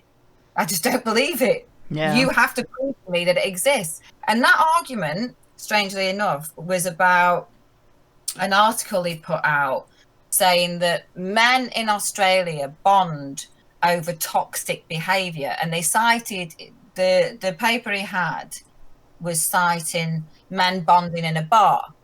Now, my previous history before I went back into do my masters was I was in business, I was in industry, and I worked for too many years to mention a company called Diageo, and it's an alcohol company. It's the world's biggest alcohol company. They own brands like Smirnoff, Bell's, Gordon's, Guinness, all the big brands. It's worth around 36 billion, something like that. Shit. So I have skin in that game. I was in it for at least 2 decades. So I said, well, that's that as well may be, but I know that women bond over similar behaviour. So it's not toxic masculinity. It's the way people bond and break down barriers and this, that, and the other. And he kept coming back to me and saying, but this paper was, and I read it, it was 114 participants. And it says that, men bond over these toxic behaviors. Now, let me tell you something for absolute certain. Women drink as much, if not more, than men. And alcohol companies target women for that very reason. And we target women in bars in particular because men tend to go where women are.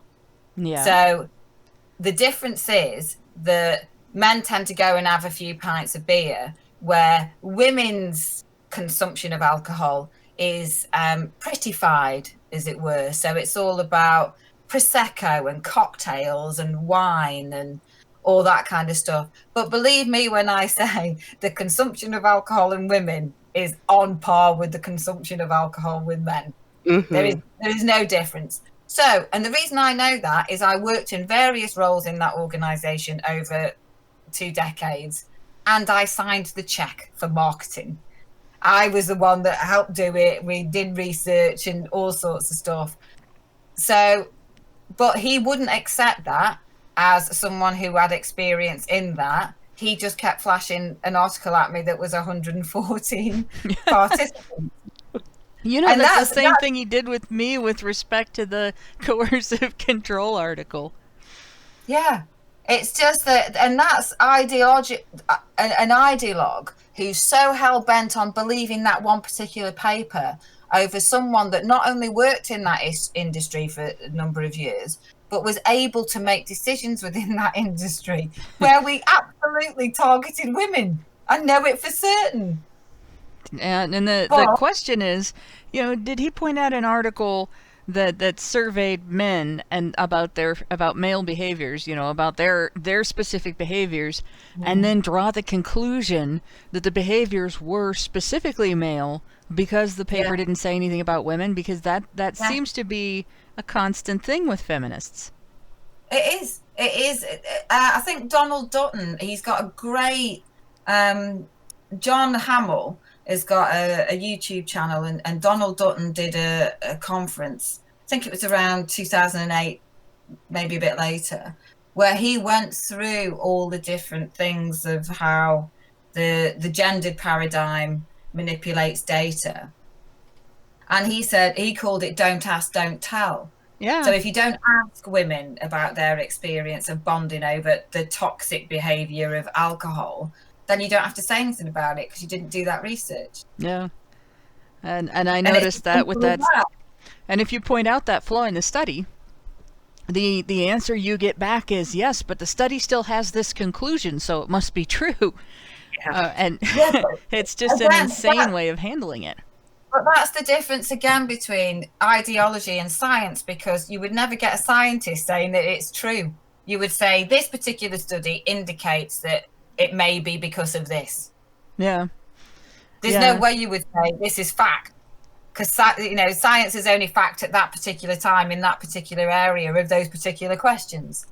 But I could take you into any bar in the UK once we're out of lockdown on a Saturday night and show you the same behaviours, whether they would be framed as toxic or not is not my view. But I would show you the exact same behaviours in women as you see in men. Yeah. Yeah, and that's one of the biggest issues I have with the whole toxic masculinity narrative. It seems to be more about labeling toxicity masculine and defining normal behaviors as toxic when men do them, than it is about actually identifying things that are behaviors and attitudes men have that are harming them, and were they to be eliminated, would help them. Yes. Now, I would call those harmful social narratives. Yeah. They do exist. Social narratives do exist that can be harmful for those particular people feeling it at that time. But it shouldn't be used as men as a class. Yeah. Which is often what it's labeled as. And again, it's this thing about that thing with Clementine Ford. Various people came on and started doing the disproportionately, overwhelmingly narrative about women being victims of domestic abuse. And there's one thing that really sickens me that it is used predominantly by feminists, is the notion that they can use the murders of women to shut down debate in this area. So in the UK, the line that is used when I start putting out data is, well, 2 women a week are murdered by a partner or ex-partner. Okay, and then that is supposed to make me shut up, because that's supposed to be the worst thing that can ever happen. And yes, it is the worst thing that can ever happen. Nobody should lose their lives. But, and I really do have to be careful when I say this, 2 a week, and it isn't 2 a week, incidentally, it's 63 women last year.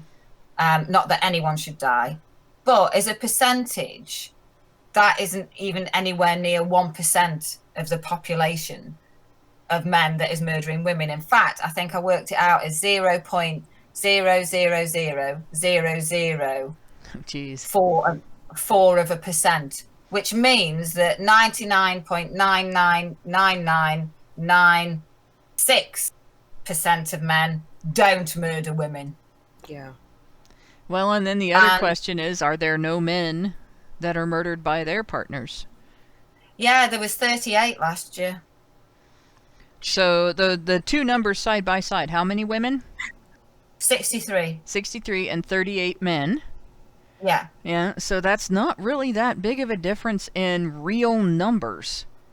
No, and the truth of it is, as tragic as any murder is, that does not negate, 63 women does not negate, and I'm talking, the number I'm about to give you is from reported incidents, and we know all the barriers of men reporting incidents of abuse. The reported incidents that the government agrees on in the UK is 786,000 men in the UK. Okay, wow. Just this small little, actually that's in England and Wales, these tiny dots of land on the globe, 786,000 reported incidents. And you can at least times that by 3 for all the barriers that come through. But as horrible as it is that those women have lost their lives, it doesn't negate the needs of 786,000 men. Yeah. Right. Yeah. And it doesn't even negate the needs of the almost, well, that's actually more than a third of the number of victims that were murdered by a partner that are men. 37%, 37.6%. That works out to be, because the total was 101, and that brings that number to that percentage. So almost 2/3 are women, and over 1/3 are men. Obviously, it needs to not happen to either one. It's that's a problem that needs to be addressed, but it needs to be addressed for both sexes. So it certainly shouldn't be a silencing factor just to talk about the women. But the thing that I find disgusting in all this, and I'm going to use my victim status now, is that as a woman that has survived male perpetrated domestic abuse, I don't want my suffering to negate anyone else's suffering. Right. And I wouldn't think that those women that lost their lives, I wouldn't hope that they would want their legacy to be that their murder would be used to negate male victims. No, so I don't think they would either. So I think it's disgusting that those women's murders are used as human shields to protect an ideology. Yeah. Yeah. And this is one that I protest, because I'm a survivor of sexual assault, and more than one way, more than one sex, and at one point with enough violence that I can use the word survivor literally. But so I mean, and it's all stuff that happened to me a very long time ago. It was, of course, it was traumatic, but it hasn't ruined my life, and I moved on. I hate seeing my experiences used as a way to paint women as incapable, paint men as evil, take away from the victimhood or the the right to some sort of recourse in cases where the victim is a man and the perpetrator is a woman. All of those things get done, and it's infuriating. You know, it makes you feel exploited. Well, that is what's happening. You know, it's one of those things where sometimes I think to myself, are these women just being used as cattle? Because it seems to be that even in COVID, they're screaming for more money for all these, you know, saying that there's going to be this massive increase in domestic abuse because people are locked down. And I'm sure there are situations like that, but it doesn't feel. It just feels like they're selling off people like cattle. Yeah. They're almost bidding on it's almost the higher the number, the higher the bid. Yeah, so they don't talk about the increase in victims because there are people who might need their help and they want to be there to do something for them if they call out for that help. They talk about the increase in numbers that they're expecting because they're gleeful that they're going to have something to shove in people's faces. Mm-hmm. Yeah. And then there's also this idea that it's now they just keep pushing for more and more money. Now, coming from a business background, we've been playing this strategy for almost 50 years next year since Erin opened the first shelter. And Erin told us back in the day that, you know, women were as violent as some of the men. Or some of the women were as violent as the men. But in business, if you had a strategy that just saw a consistent increase in the numbers that you were trying to diminish, you wouldn't continue that strategy. Yeah. And you certainly wouldn't just keep throwing millions upon millions upon millions of taxpayers' money supporting. Women's Aid over here says that a woman is a victim of domestic abuse because she is a woman. Now that has the empirical validity of voodoo. You know, it's keeping women victimized because if you're told that your victim status comes as an accident of birth, how the hell do you change that? Yeah. You can't change that. That's something that you were born as. So are you born victim? You know, is this a religion? Are you born with original sin? Is that the way this works? Is it? So how do you get over that? And also, what the hell does that paint for mothers bringing up sons? Yeah, who raised those boys that are supposedly so bad? Yeah. Well, yeah. And the funny thing is that they're saying that this is a socially constructed nightmare. You know, patriarchy is a social construction. But because you're a woman, born a woman, you are a victim, which isn't socially constructed. So which is it? Yeah, that is a really good question. Speaking of Aaron Pitsy, I have another super chat that asks about that. Dragon Noodle Soup gave us, Dragon Noodle Soup Gaming gave us $5 and said, Deborah, have you had the opportunity to talk to Aaron Pitsy? I bet her perspective would be enlightening. We're friends. Well, that's quite an opportunity to talk. Yeah, we're really quite close friends. There's something that in the pipeline that I can't really mention yet that is so exciting. I'm desperate to tell anyone, but I will tell you guys very, very as soon as I can.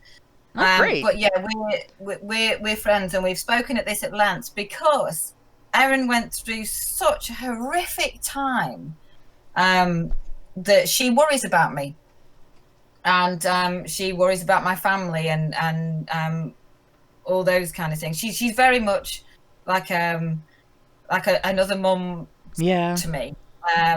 She's absolutely supportive. She completely supports me, and she likes how ferocious I can be. But she worries about me. So we were talking the other day about the questionnaire, and she shared it on Facebook, I think. Oh, great. So she's she's amazing. What that woman doesn't know about this system is not worth knowing.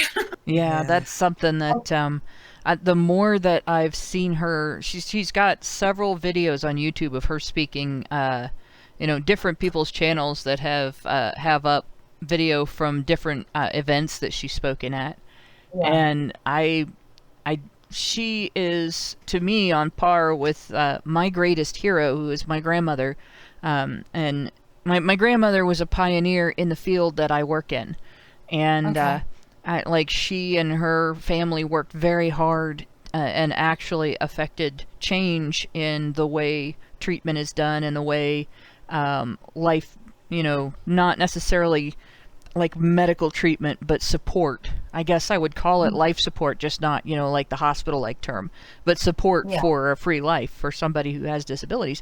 And I see Erin she's made those same kind of inroads and strides with respect to social recognition of the needs of victims of abuse, people who've actually developed changes in their personality or changes in their psychology because of what they've experienced, and perpetrators of abuse as well. And this is one that it's very hard for most people to look at a perpetrator of abuse and see that person not as a monster that should be shunned and demonized and hated, but as a person with a wound that needs to be healed, that, like a person with a serious contagion, needs to be healed not just for the individual's own benefit, but for the benefit of the people around them that they might harm. Yeah. Now, that's Erin and I have spoken about this at length, because the other thing that the gendered model does is just, it's a victim and a perpetrator. And it's very much, that is it. It is solid. And the difference with someone who doesn't follow that paradigm is that we understand that there are various levels and types of perpetrators and victims. And evidence shows that the most common form of intimate partner violence is bidirectional. Yeah. But there's so many different reasons for that, whether it's mental health, trauma, history, learnt behavior. There's so many reasons that having a ideology prevents treatment of is astounding, that we're still basing it on big evil patriarchy behind the curtain. Yeah. This is it's almost common sense that there's going to be different types of perpetrators and different types of victims and responses to that trauma. And Erin talks in depth about it because her upbringing was violent from her mother, so she already has experience of female perpetrated abuse, yet she went on to help female victims, but also was able to talk to them in a very down-to-earth language, where there's even film footage of the female victim saying, "Oh yeah, well I'm violent," and then someone else says, "Oh well, I'm violent." Yeah, I've seen that one. But then that's written off in the Duluth fashion of, "Oh well, it's self-defense," or sort of preempting the attack, when it's not. And that, for me, the reason I balk so much against the gendered paradigm is, if you look at any of the groups involved in that situation, it lets everybody down. So clearly it lets male victims down because it denies the existence of them. It then lets female perpetrators down because it denies the existence of them. So there are no accredited female perpetrator programs in the UK, yet the government acknowledges that there's 786,000 male victims of domestic abuse, and just by demographics, the vast proportion of them are going to be heterosexual, so obviously the perpetrator is a woman. It doesn't help male perpetrators because it's based on the Duluth ideology, whichever way they format it now. And we know that is ineffective. We've got data that shows it's ineffective.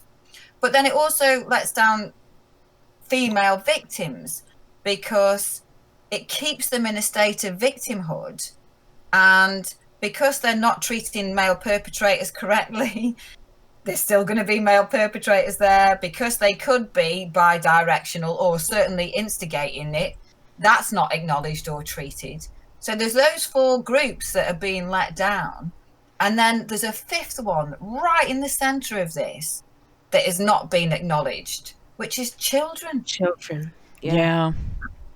And I'm seeing from my data that men are terrified of leaving abusive relationships because they're worried what's going to happen to their children. Now, And I'm really curious. Sorry to cut you off. That's fine.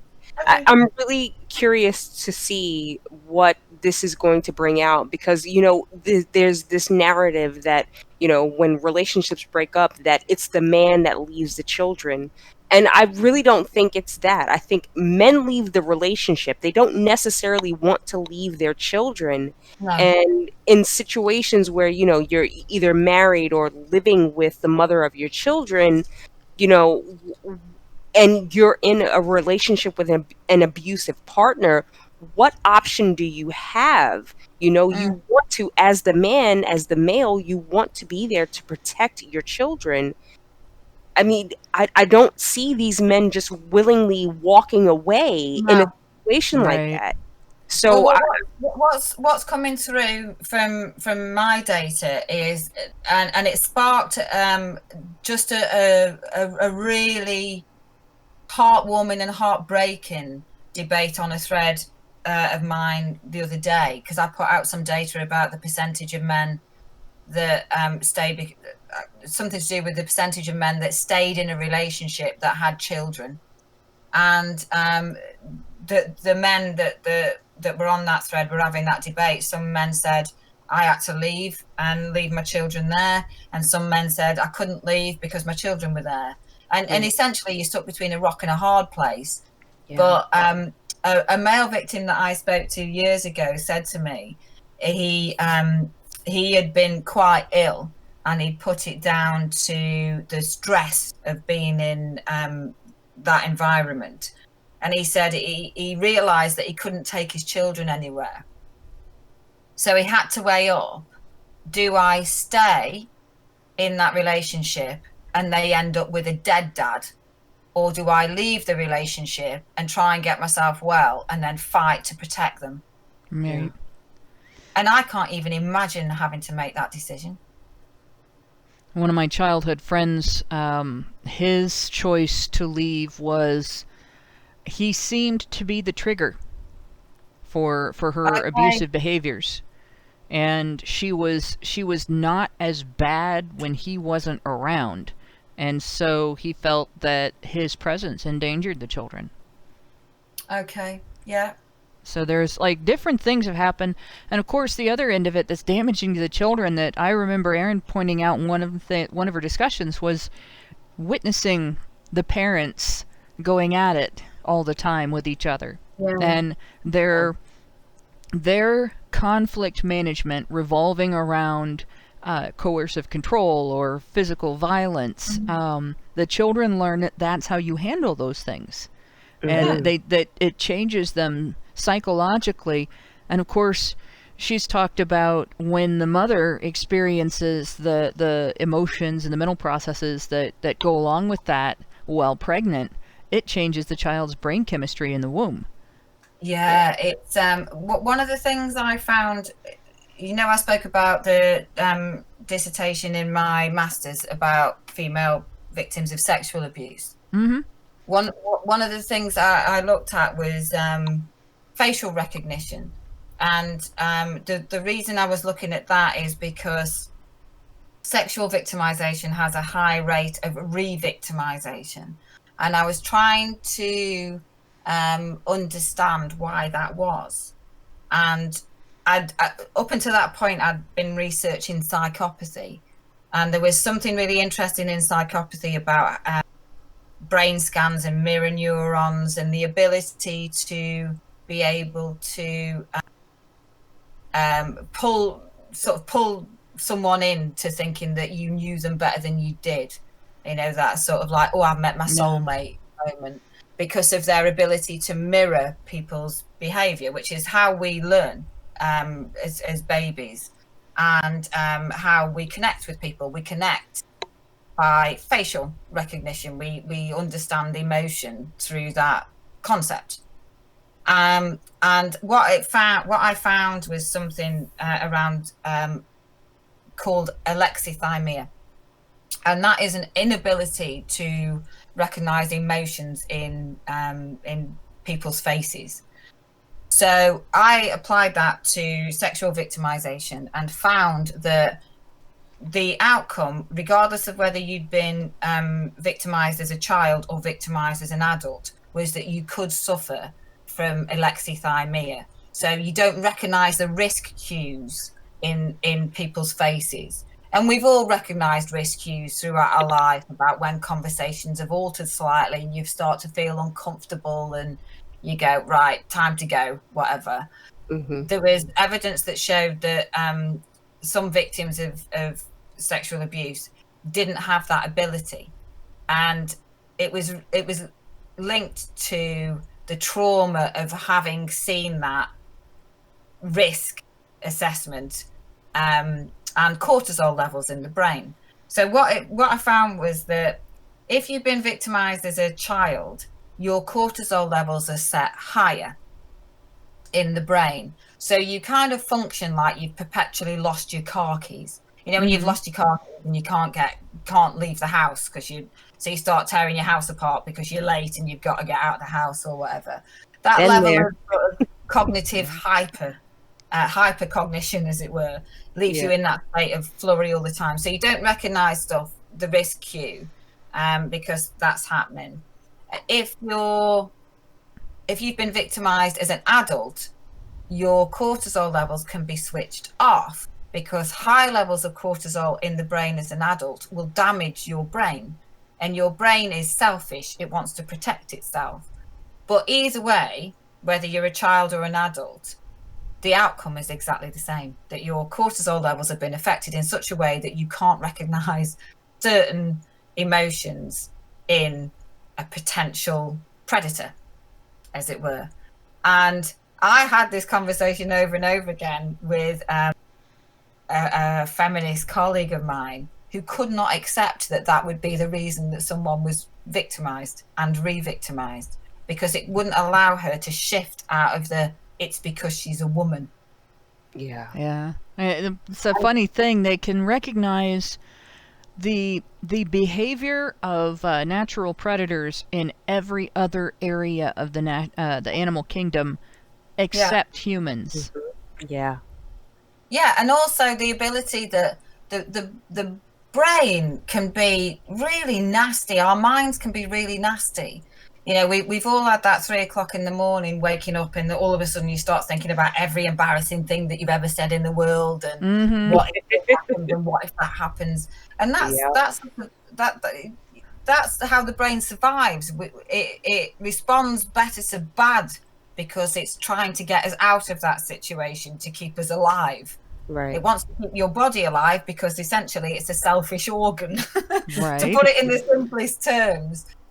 But that's one of the reasons that the gendered narrative is flawed, because it doesn't reflect those types of nuances. It's obviously because she's a woman and men are out to get her all the time, where because she's been victimized in the past, that the cortisol levels might be set in such a manner that she can't recognize the risk cues. So there is medication for alexithymia that's been linked with other diseases and affects cognition, that could maybe help alongside counselling for those particular victims, so that they get to the point that they can reset their cortisol levels and start recognizing emotions in people again, and maybe have it as a protective mechanism that we have. But that's not seen as an option in a gendered paradigm. No, we can't talk about it because it challenges the notion that when women are attacked, it's because they are women and not because they have some vulnerability that the attacker can identify as a vulnerability. Now, that came to me from, I was reading a kind of pop psychology book called The Wisdom of Psychopaths. And within that, there was a reference to an academic paper by a woman called Angela Buck. And she did an experiment where she filmed students walking away from her office. So you just saw them walking from their back and then walking away. And then she did some interview. The students didn't know this was happening, and then she got consent and then asked them if they'd ever suffered any interpersonal attack or violence. So everything from being mugged to sexual violence, domestic violence, all those kind of things. And identified them, and then I can't remember verbatim, but she then went and asked some psychopaths in prison if who they would target out of these people, and the sort of A1 psychopaths could pinpoint more often than not the people that they would attack as being vulnerable, and these were people that had been previously attacked. So they did have the ability to spot vulnerability in someone just from the way they walked. That says a lot. That says a huge amount. And it's, why aren't we using that to help vulnerable people that are being re-victimized? Yeah, I would say the inability to look at things like this, the inability to listen to people like Aaron Pitsey, has led feminism to, if not cause harm to thousands of people across the world during its tenure, to at the very least make only a pretense at protecting them, while in fact preventing them from preventing that harm from themselves, because we haven't been able to learn the things that we need in order to prevent that. Yes. Dragon Noodle Soup Gaming also had a second question for you. He wanted to know, how do you feel about the American accent? I'm wondering which one, though, because we have like 10,000 of them. Yeah. I'm a fan of the American accent on every single one of their accents, to be truthful. The spread of accents that you have across America is only the only competition I can offer is the spread of accents that you would get across the UK, considering that we are a really tiny island. Yeah, you cross the street and you have a different accent. Absolutely. But I really enjoy it. My father was from Belfast. He had an Irish accent, and that had a melody to it. Yeah. And I find a similar melody across all American accents. It's just a different tune. Yeah, across the dialect, if that makes sense. It does. It does. It does. Lawrence Fox, if anyone remembers him by name, he had that big dust up on I forget which British show it was. It was Question Time, yeah. Yeah, Question Time. And so he actually had a role in a Netflix show called White Lines. Okay. And I remember, going through the timeline, my Twitter timeline, and someone said, "Oh, well, you did a great accent." I'm like, wait a minute, he sounds exactly the same. What are you talking about? An accent. Yeah, it's funny how I think we get a televised version of the American accent often. I'm quite lucky. My husband's a drummer, and he drums with some American bands when they come over to Europe. So I'm very used to hearing different American accents, from New York to Atlanta to East Coast, West Coast, whatever. And I enjoy it. My head thinks in different kind of like I said, pictures and metaphors and stuff. And sometimes when I hear the different American accents talking to each other, it's almost like listening to jazz. Yeah, definitely. Everyone's playing a different tune, but I think they're all going down the same path. Let's see. We also have, there's another question. Oh, Albert Nada Retro also gave us another $2 Canadian and is happy to report Elon Musk has dumped Amber Heard. I didn't know that they were an item. But, They were, yeah. Well, then it's good news that they're not anymore. Meredith Glasper gave us $5 and said shekels for solvency, and then asked, shouldn't the definition of coercive control be about a pattern of behavior and not a specific list of behaviors? Yes.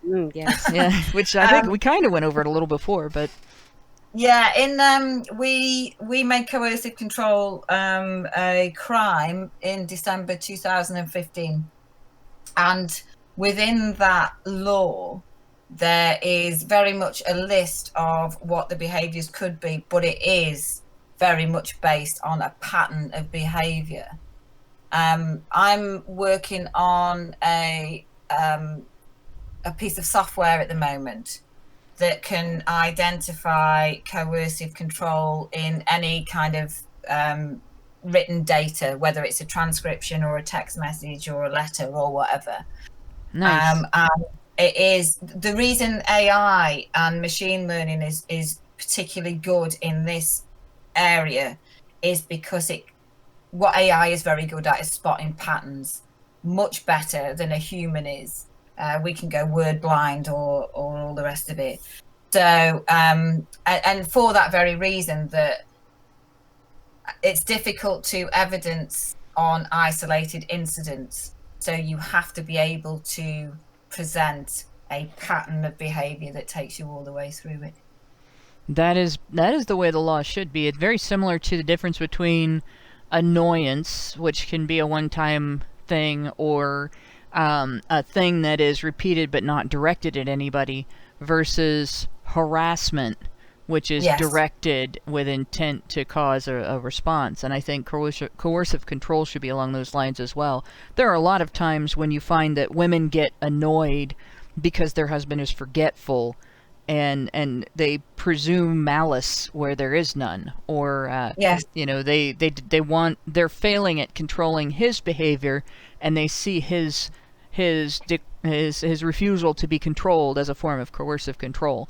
I actually witnessed that behavior in a friend and had to call her out on it multiple times before she settled on that. Tyler Preston gave us. Oh wait, we have normalized that. We touched on that before, that we've normalized this idea that women can change men. Again, going back to this narrative of COVID's killing twice as many men, but women bear the burden of whatever. And my analogy of the shopping basket of equality. The same goes in households when the feminist narrative seems to be that men aren't pulling their weight with childcare and all the rest of it. My thoughts are, who's defining what that model should be? Yeah. And again, I'll give you an insight into my private life, that I have an obsession with changing my bed sheets. I like fresh bed sheets. It's always been an obsession of mine. My husband would sleep in the same bed sheets till they got crispy, I think. But does that mean that because I have that particular idea of changing the bed sheets, that if he doesn't change the bed sheets, then I'm bearing the burden of that? There are feminists that would actually make the argument that he's not doing you right because he's not helping with that. And my opinion is, if you're the one with the obsession, then you're the one responsible for the bed sheets. Exactly. Now that's the point with feminism, is who's defining that? Because if we go on my husband's definition of that, then it's fine. No one's really bothered, Yeah. But if you go on my definition of that, he's not pulling his weight, and I'm bearing the burden of changing the bed sheet. Yeah. Yep. And I just think I like clean sheets. I'll change my sheets. To be honest, I've got better things to worry about than who's doing what at that. Yeah, it takes 5 minutes. Come on. I know, and that's where I think this idea that if you're male partner isn't doing what you think he should be doing, that's coercive. That's where it comes from, because the seed of oppression is planted in every single action that a man might do, because he's more than likely going to suffer from toxic masculinity. Yeah. And the funny thing about that is women whine about stuff like that today. When it takes a minute to take the bed sheets off and shove them in the washer, and then you turn the washer on and you walk away from it and you don't have to perform any labor to make the sheets become clean. And the only other labor you have is to move them to the dryer or hang them up, right? Depending on what you prefer your sheets to feel like when you climb into them. And then you put sheets on the bed because you have an extra set, which is, today that's unremarkable, but 200 years ago, at most people's income levels, that would be a luxury. You have an extra set of sheets for your bed. In fact, you probably have a closet full of them. Most people do, right? And then you put the other sheets on, and later you maybe get the sheets down from the clothesline or out of the dryer, and you fold them and put them away if you're not too lazy. And today women are complaining that men are not helping them with that. Women who had to scrub it with a washing board with water they got out of a river or drew from a pump that you really had to have some muscle to operate, and boil on the stove and use lye soap to clean them with, and then hang them up to dry and so on, and then pull them down before it got dark to put them back on the bed. All of that stuff, they didn't have that complaint that men weren't helping with it. No, absolutely, because there was no diminishing of women's work. And what feminism has done is diminish what is also essential work, but women did it. Yeah. Everyone wants to be a bloody CEO now. It's not viewed as important to take care of your family. Yeah, it's not even seen as unimportant. It's seen as a burden. Mm-hmm. Yeah, exactly. And it's bullshit. I don't mean to be rude, but a lot of the women that are screaming that they want to be a CEO, they're never going to be a CEO, ever. You can scream as much as you want, love. You just don't have the skill set. Or the accountability. Exactly. Yeah. CEOs have to exercise accountability or they fail miserably. Moving on, Tyler Preston gave us $5 and said, what about the supposed feminist-run domestic shelters? They claim to take in both women and men. Heck, are 10 to 12-year-old sons allowed in? And that's a good point, because a lot of shelters don't let women with their sons. I've actually had a couple of conversations over the last few weeks with women that have stayed in shelters that said one of the hardest things they had to do was put their sons somewhere else because they were 13 years old, and they felt like their son had to not only go through being in the household when the abuse was happening, they've also lost a father figure, even though he's a perpetrator. They've still got that, and then when they go to somewhere that's safe, they're separated from their safe parent. So we're setting up young boys that have been subjected to domestic abuse and are victims themselves to be re-victimized by the very system that claims to protect families.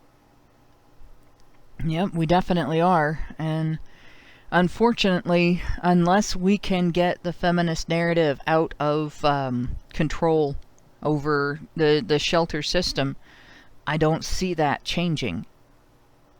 No, well, it's been in place for 50 years. They're not going to change, are they? No. But no. We're setting up rejection after rejection after rejection for boys. There's so much rejection in place. And as a mother of, I've got 2 biological children, one male, one female, and I've got 2 stepsons. And I see the vulnerability of boys. I see it over and over again. And the idea that I would have to leave my son somewhere to escape abuse would leave me in the position that some of the men are saying in my survey, that I'd have to stay there because I couldn't abandon my son. Yeah. And what do I do? Do I leave him with the abuser, or do I stick him into the care system because the shelter won't take him? And it keeps both the victim and the victim's children, who are victimized in their own way, exposed to the abuser and to the environment that's created by the abuse. So again, how is that gendered paradigm helping anyone? Yeah, that is a really good question. We have another one. Darth Sonic gave us $5 and said, actually, you might be anti-feminist by being sane and having more than 5 brain cells to rub together, mate. Responding to Deborah. Oh, well. And then he goes on, gave us another $20 and said, oh dear, Deborah, we don't believe feminism was ever about equality here. At least not intentionally. I differ from the Badgers in that I do believe feminism accidentally did some good in the past. I tend to agree, but I do know individual feminists that we debate whether they should be called feminists or not, but I do know individual people that say that they define themselves as feminists, but I would say they are not at all. I know good people that are feminists, good people with good intentions that just have a incomplete view, in my opinion, of feminism. Yeah. And I think when you walk into the DV sector, you can't help but see the harm that it causes. Yeah. You certainly can't miss it there. Let's see. I'm trying to go through the ones that are specifically questions and stuff first, but I'm gonna continue with more. I don't see any more questions here, so I'm gonna go up the line from the actual first super chat we got. Everybody's been real patient. I have to scroll back down and find it, and not scroll back down into yesterday's super chats. There we go. Rory O'Connor gave us $2 through super chat, or that was £2, which is much more than $2 actually, and just gave us the super chat. Darth Sonic gave us $9.99 through super chat and said, I only caught the tail end of Hannah Badger Chan's cam show. I mean, your opening segment, because I couldn't make myself click out of the meme compilation I was watching when I got the alert. Memes are addictive. They're an addictive substance. I'm in meme withdrawal right now. Dang ADD. But the nice thing is, the opening monologue will, of course, be on the Honey Badger radio channel, so you can always go back and watch it later. Albert Nader Retro gave us $5 and said, it's amazing how that old patriarchy puts men first, ain't it? By the way, I'm still having trouble ordering the I See My Blu-ray set. Okay, well, hopefully Allison heard that, but if not, I'll make a mention to her real quick here, and then we will move on to the next super chat. And I thought I was in the right chat, but I'm not. So there we go. So Allison knows now, if she doesn't from hearing it. And then we have Ray Patson gave us $5 Australian and said, my best Oz friend was stabbed in the chest by his girlfriend. Holy shit. Yeah. Police came, he survived, but he didn't press charges. I was baffled. 2. Views on financial abuse. My views on financial abuse? Yep, I'm thinking that's what he wants. Yeah, I think it's one of the biggest ones there is, and I think it's also very much part of what I label post-separation abuse. There seems to be a distinction, certainly in UK law, between abuse that happens when you're in the relationship and then it seems to magically disappear. But there is a whole batch of research that needs to be conducted around post-separation abuse. And I think that's used immensely powerfully by whichever gender is abusing. It'll often be around mortgages, certainly around maintenance for children. There's all sorts of stuff, even things down to the abuser keeping the children's clothes that they've been sent home in, and then sending them back in really bad clothes. So the person that obviously cares for the children is constantly updating the clothes and making sure they're well, but it's just being siphoned off the other end. And it's also one of the consequences that can be there for years. You know, the amount of people that are on a mortgage, and then that's repossessed, and then that stays on your credit report for years to come, and then has impact on future relationship. I think it's one of the ones that is very much under-researched. This is something that I've seen in a few different ways. One of the things that I have noticed is a woman who leaves her guy because she thinks he is a cheater, right? Whether he is or not, doesn't matter. Her opinion is that he either has cheated or is cheating or is going to cheat, and she needs to leave because of that. And she's mad, right? I've seen this tendency to run up debts on the way out in his name in order to punish him. Oh, I'm going to leave you with $40,000 of credit card debt. You know, or I'm going to destroy this working machine that you use to get to work every day. And then demand that you don't, fail at paying my maintenance and the child support and so on. And we recognize it, like feminists in particular will recognize it 100%. If a guy has a paycheck and a woman has a paycheck, and her money is hers, his money is hers. And if he doesn't share his money with her, then he's financially abusing her. But they won't recognize it the other way around. If she doesn't share her money with him, him asking is financially abusing her. If she runs up a lot of debt and leaves that in his name, they don't see that as financial abuse. If she destroys his car, it's because he made her mad, not because she was using coercive control. Yeah, and that's because feminism in a lot of instances, but certainly in that one, it turns grown women into children.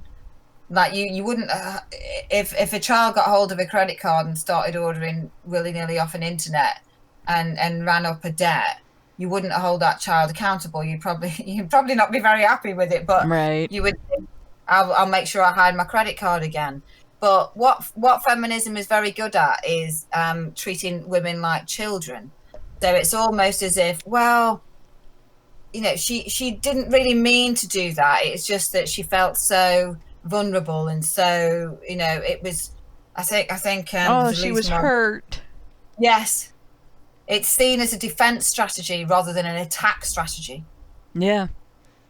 Yep. And getting her own back. Punching up.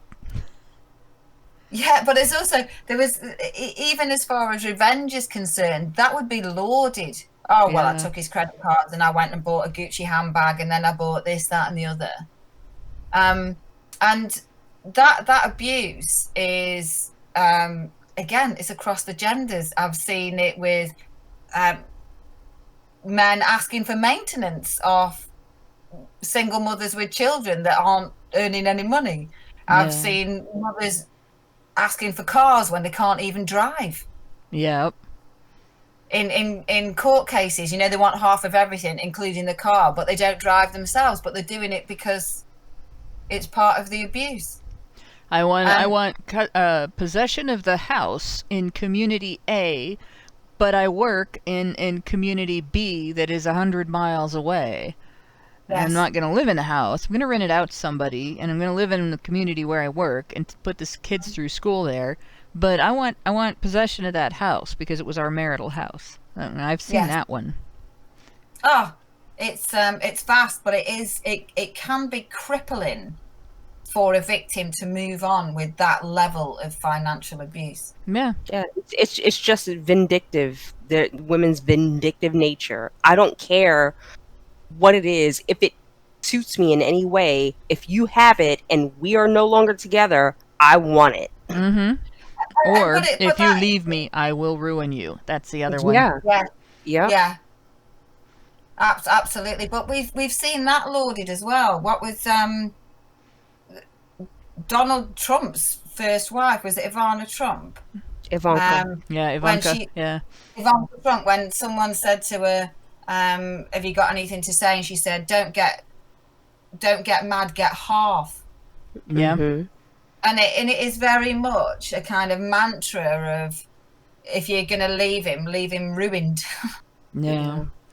Eddie Murphy had a great discussion on that in Eddie Murphy Raw, I think it was, when he talked about the half.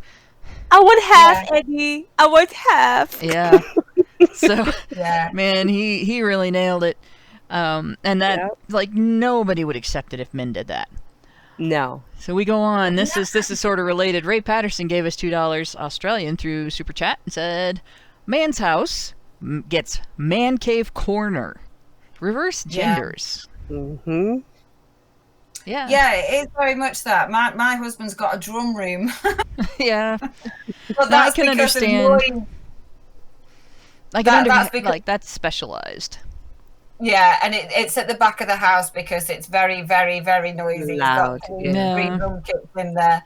But I'm also quite an advocate for a man cave. I think there has been a systematic destruction of spaces for men. Mm-hmm. Yeah. And I think however that is agreed between the partners, men should have their own space. Yeah. You know? Men, if you live on your own house is your whole cave. You don't have to be relegated to a corner in the basement. Yeah. But Absolutely, but I do think there is a need for people to have their own space. I get claustrophobic when people, and it does tend to be women. A meme the other day of a couple in bed with their backs to each other, and the thought bubble for the woman was, I wonder what he's thinking about, and I wonder if it's this, that, and the other. And then the thought bubble from the man's head was, I wonder if the barbecue would be better set on high. there was a better one that I saw, and it was right after the Tiger King came out, and it was, the same thing for the female, and the guy's thought bubble was, I could have had a tiger for $2,000. Yeah, and it's that thing, and I know it's very flippant, but it is that thing that I think sometimes there's this idea that, and we see it see it sometimes in feminism about, if there's a man's club and they're all in there. Yeah. And it makes me giggle because I think you think they're plotting some kind of patriarchal overthrow of feminist ideology, when actually they just want to get away. Yeah. They just want their own fucking They might actually be plotting how to fix Bob's transmission. Right. They might be having a farting contest, which, by the way, is actually kind of fun. Unless you don't have sufficient ventilation, then it can be dangerous. But it's not. It certainly isn't picking apart the relationship and all that kind of stuff. Yeah, no. They're more interesting in picking apart the transmission. Yes, absolutely. Got better things to think about. Right, because at the end of the night, they still come home to you. So why are you concerned about what they do when they're out? If they really didn't want to be there with you, they wouldn't. They would find somewhere else to go. They just need a space where they can convene with men and, other people like them, and just, hash out the things that are going through their minds that they can't necessarily convey to another woman, because women just don't understand how men think. Men think very methodically, very logically, and women are just very emotion based. And why did you think this way, honey? And it's no. I know. And who's got the time to go through that? You know, it's yeah. like I said, most ordinary people are just cracking on with their lives. Yeah.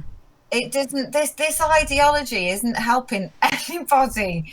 No. I can't see anyone being helped. I can see people that are really angry at another set of people. For what reason? Because it's labelled empowerment to start screeching like a wailing harpy. Yeah. And problem solving too. Yeah, it's just, it seems to just embroil women with fear and anger and no real life skills. Yeah. There's no problem solving in it.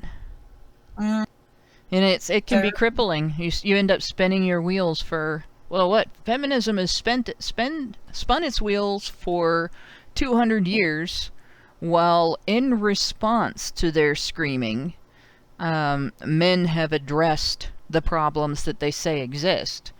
And where those problems actually have existed, the very, very few small areas where those problems have existed, men have come up with solutions. And where they're whining as if there is a specific type of problem when in fact the details don't support that complaint, we have ended up with law and policy that violates people's civil rights and has done significant damage to family structures and created a prison industrial system and so on. So I mean, and the whole time, of course, because all they're doing is screaming about supposed problems, whether they're real or not, feminists don't claim any responsibility for the results of men's efforts to solve those problems for them. Even with this notion, mythology of toxic masculinity, if you think of a child's formative years, their really early development, I don't know if it's the same in America, but certainly here, it tends to be the mother that's the primary caregiver in the first few years, usually for reasons that the mother needs to be close to the child to feed it and right. Those kind of practical things. But also, if you go into primary schools here, I would say 99.9% of all the teachers in primary schools are women. Yep. Mm-hmm. So there's a very feminized influence in the formative years of these boys, yet they're growing up to be toxic. Who's making them toxic? Yeah, that's a good question. Moving on, we have Ray Patterson. Oh, that's Patson. I always want to say Patterson every time he gives us a super chat. And it's because I know Pattersons and live in an area with a Patterson Boulevard. Sorry about that, Ray. Gave us $5 Australian and said, I was traumatized. I went to men's help program in Australia. I opened a brochure and it said they help men stop being violent and abusive to women. Oh, this is something that is horrendous. We've got a men's advice line in the UK that is run by the same organisation that accredits male perpetrator programs. And it's absolutely steeped in Duluth. And for the men's advice line, they've produced a 107-page document called Toolkit for Working with Male Victims. And on page 10, paragraph 4, it refers to the majority of terrorists are men. Now, how the heck is that supposed to help somebody who is being terrorized? Bingo. But why is that in a document that is for vulnerable people? Yeah. That is like using a document for female victims of domestic abuse with a line that says the majority of children are killed by their mothers. Yeah, the majority of children killed by a parent are killed by them. It's true. That's the other thing. It's true. We don't know if the majority of terrorists are men because since they've defined abuse in the home as a form of terrorism, how do you train somebody to go blow themselves up? Do you, do you start by teaching them? Do you start by abusing them when they're children? Well, no, because what will happen then is if you get a female terrorist, she's always labelled as being groomed. Yeah. Because we put them in the same category as children again. But what I'm saying is that there's been a co-opting of male victims by feminists who then have a whole set of principles and guidelines that then still profess that it's due to social inequality of women, yet they're supposedly helping male victims. And anyone that puts in a document to help vulnerable people, and I asked the author on Twitter, can you explain to me why you've referenced men as terrorists in a document that's supposed to help male victims of domestic abuse? And the answer came back, oh, as a for instance, to which I replied, a for instance of what? And he replied, of men's use of violence. And I said, well, then I refer to my first question. How does that help male victims of domestic abuse by discussing the use of violence by men? And his next response was, I'm sorry, Deborah, but I've been given the nod to disengage with you. I've been given the nod to disengage with you? Wow. Get that permission. Someone in that organisation had phoned him and told him not to engage with me because they knew where I was going with this. Yeah, and basically they didn't want it exposed. Yeah. Yeah, so, that's just... I'm not a fan is the answer to that. We've got some great organisations that are coming through in the UK, one in particular, which is Mankind Initiative, and they operate a phone system. They don't get any governmental funding, they because it comes with a set of conditions that they're not willing to compromise on, one of which is accepting the violence against women and girls strategy, which is very feminist based. So they rely on donations and private subsidies of that. But that's what the one I recommend in the UK for male victims, because it is for male victims and it's not feminist based at all. And they're not going to shame you for being a man. They're going to try to help you with your situation. Yeah, they fight in Parliament and stuff to get men recognised. That's what they're there for. Where I think, based on the evidence I see, including referring to men as terrorists in their guidelines to help male victims, doesn't seem very helpful for me, and not one I'd be comfortable with recommending. Yeah, no, I would think the last thing you want to do to help somebody deal with a trauma is start talking about ways in which they're part of a group of people that is bad. And it happens quite often throughout that document. And in psychology, there's something called priming. I'm sure vast majority of people have heard of it, where you start talking about a subject before you then go on to explain another subject. So you kind of manipulate the thought patterns into believing that into game by funneling them down a path. So if you're starting that conversation by referring to, of all the things you could have an example of, if you were even thinking of putting an example of male perpetrated violence in there, why go for terrorism?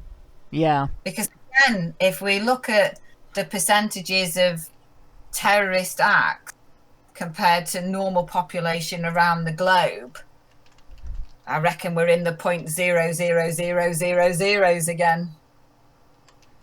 So how is it in any way relevant? Yeah, it's just not. It's just not. No. But it does expose a prejudice. That it does. And it does its job, because the people that are reading that are being primed to consider that the people on the end of the phone could well be a perpetrator, because look, all the terrorists are men. Yeah, yeah. So I can't in all clear consciousness recommend that at all. No, I wouldn't either. Honestly, most places that say that they serve men, I would say you take it with a grain of salt, unless you've had some engagement with them and they're not going to serve men by demonizing them. Yeah. But moving on. Say, if all possible, my recommendation would be, if you've got someone close to you, talk to them. Yeah, that would be the first place to go, is someone close to you. Yeah, absolutely. And as much as there's so many barriers to get across, including victims don't want to burden someone else that they love with what they've been through. And I remember not wanting to tell my dad, because I thought he's going to feel so protective and so guilty that he couldn't protect me, that I didn't want to put him in that position. But I think for male victims, you've got so little support out there that my recommendation would be tell someone, or go on a forum where you're anonymous. You don't have to give your real name or anything, but gain support wherever you can find neutrality. Yeah. Well, and I'm sure, like, Mankind Initiative has an online presence as well, and they have, I'm sure they've networked with other initiatives in other countries, that if somebody from a different country contacts them, they can say, well, you're in Ohio, you're in Cleveland. Okay, well, we know these people, or you're in Canada, you're in you're in Mexico. There'll be some places they'll know. One of the things I'm hoping to do once I do my Walk into Recovery pilot is to be able to set up a model of a buddying system. This was based on, the brother system. It comes from America, where you have a big brother that big brothers, big sisters. Yeah, well, that kind of stuff, but for victims. So you'd almost have a directory of men in an area that had been through it and are victorious in their survival of it, that could act as peer mentors. So you would be able to contact them online or something to say, I'm going through this.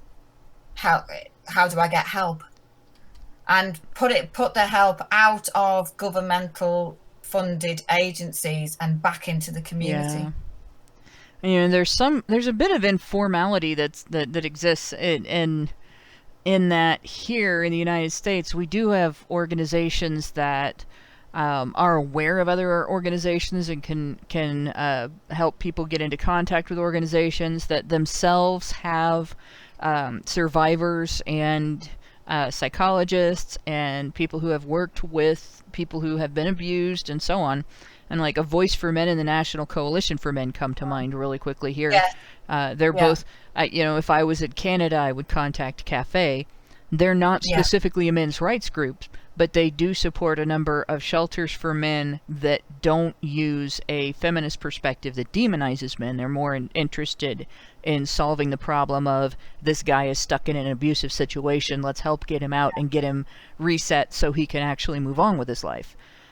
So there are several organizations in different places that can be contacted. And then I would suggest with a lot of guys, if you have close friends they're people that you trust, don't be afraid to say, hey, this is happening. Do you know any advice for me on how to handle this, because I'm at my wit's end?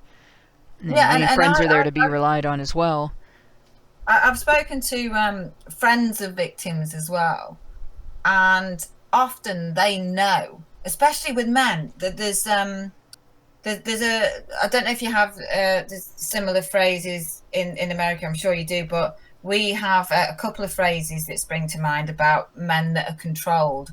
One is being under the thumb, and the other one is being henpecked. And the amount of times that I've spoken to friends of male victims that have said, we knew something was going on because we used to take the piss out of him for being under the thumb.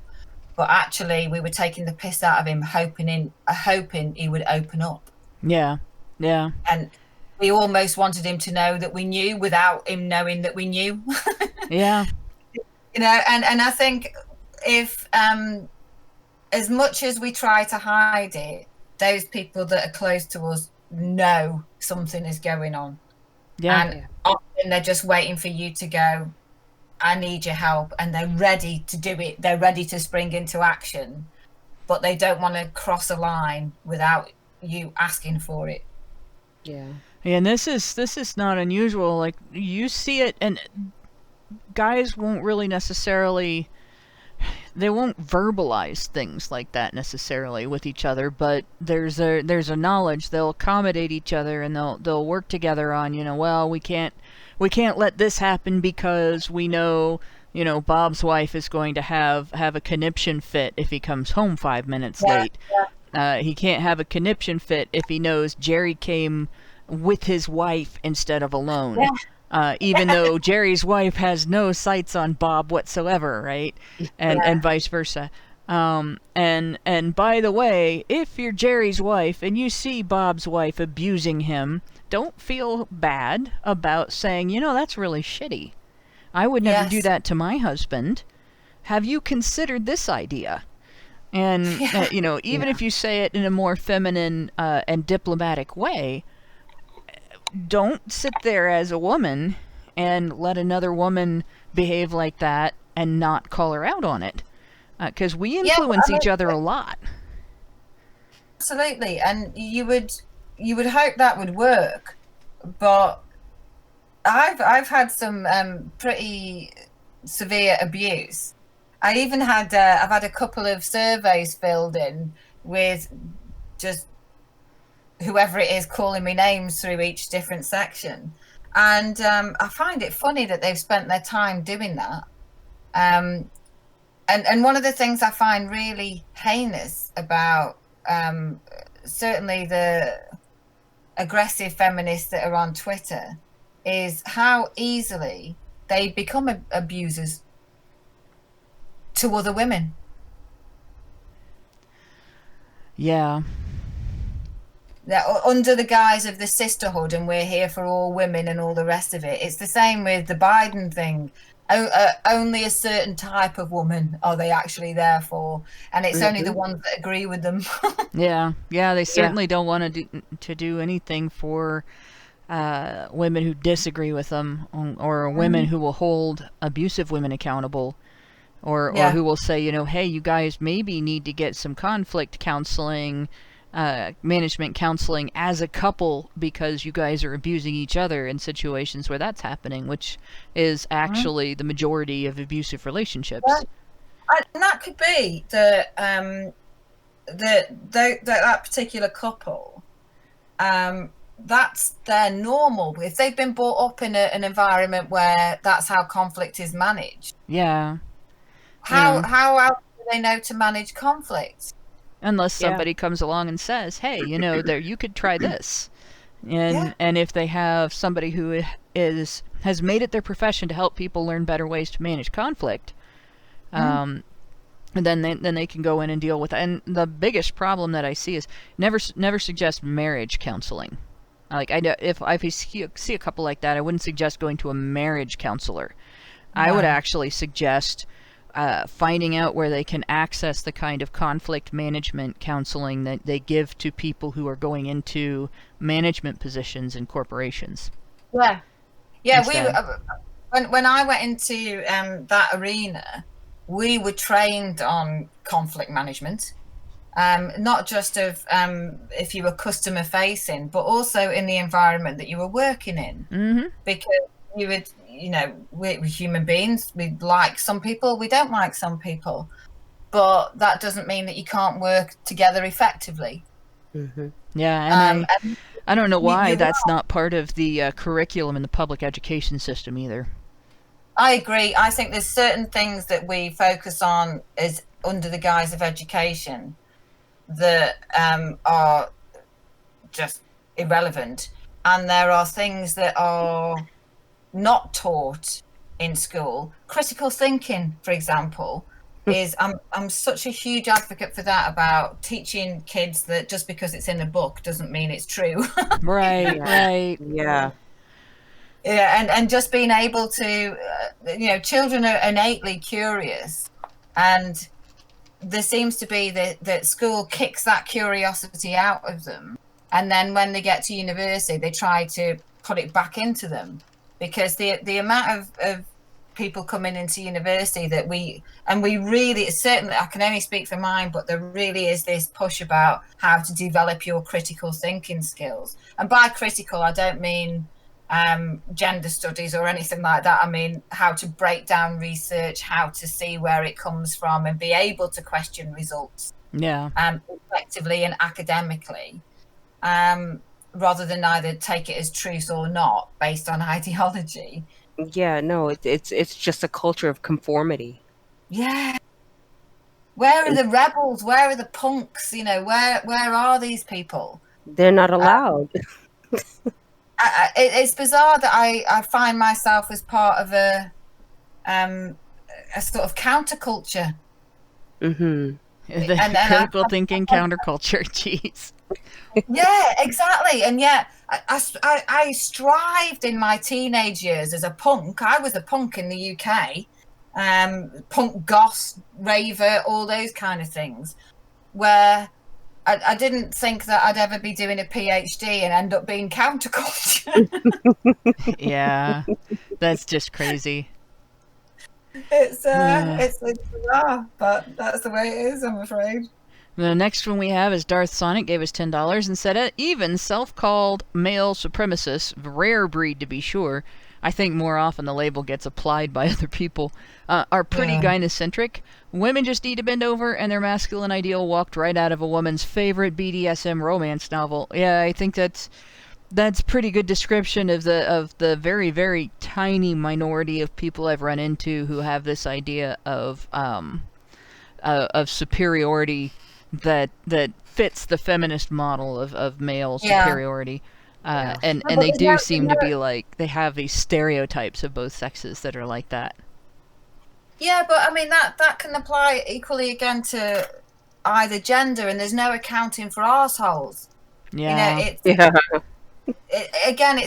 That's not just confined to men and masculinity. Yeah. I've said it on Twitter. As much as I have scoured the pages of the DSM, I still haven't found that category called arsehole. Yeah.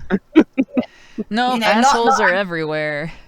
Exactly. Not everything's a disorder or a toxicity. Sometimes people are just assholes. Yeah. Although I think he does have a good point that even those assholes, really, when it boils down to it, they do have a gynocentric focus on women, as opposed to just thinking men are better than women. It's that men must be better than women in order to deserve women, and women should appreciate that. So it's still about women. Yeah, and there was, I can't remember the exact thing, but a couple of years ago I read a paper that had shown that when women cry, men's testosterone levels plummet. Goes down. Yep. No. Exactly. So there's a biological response to a woman's vulnerability. Yep.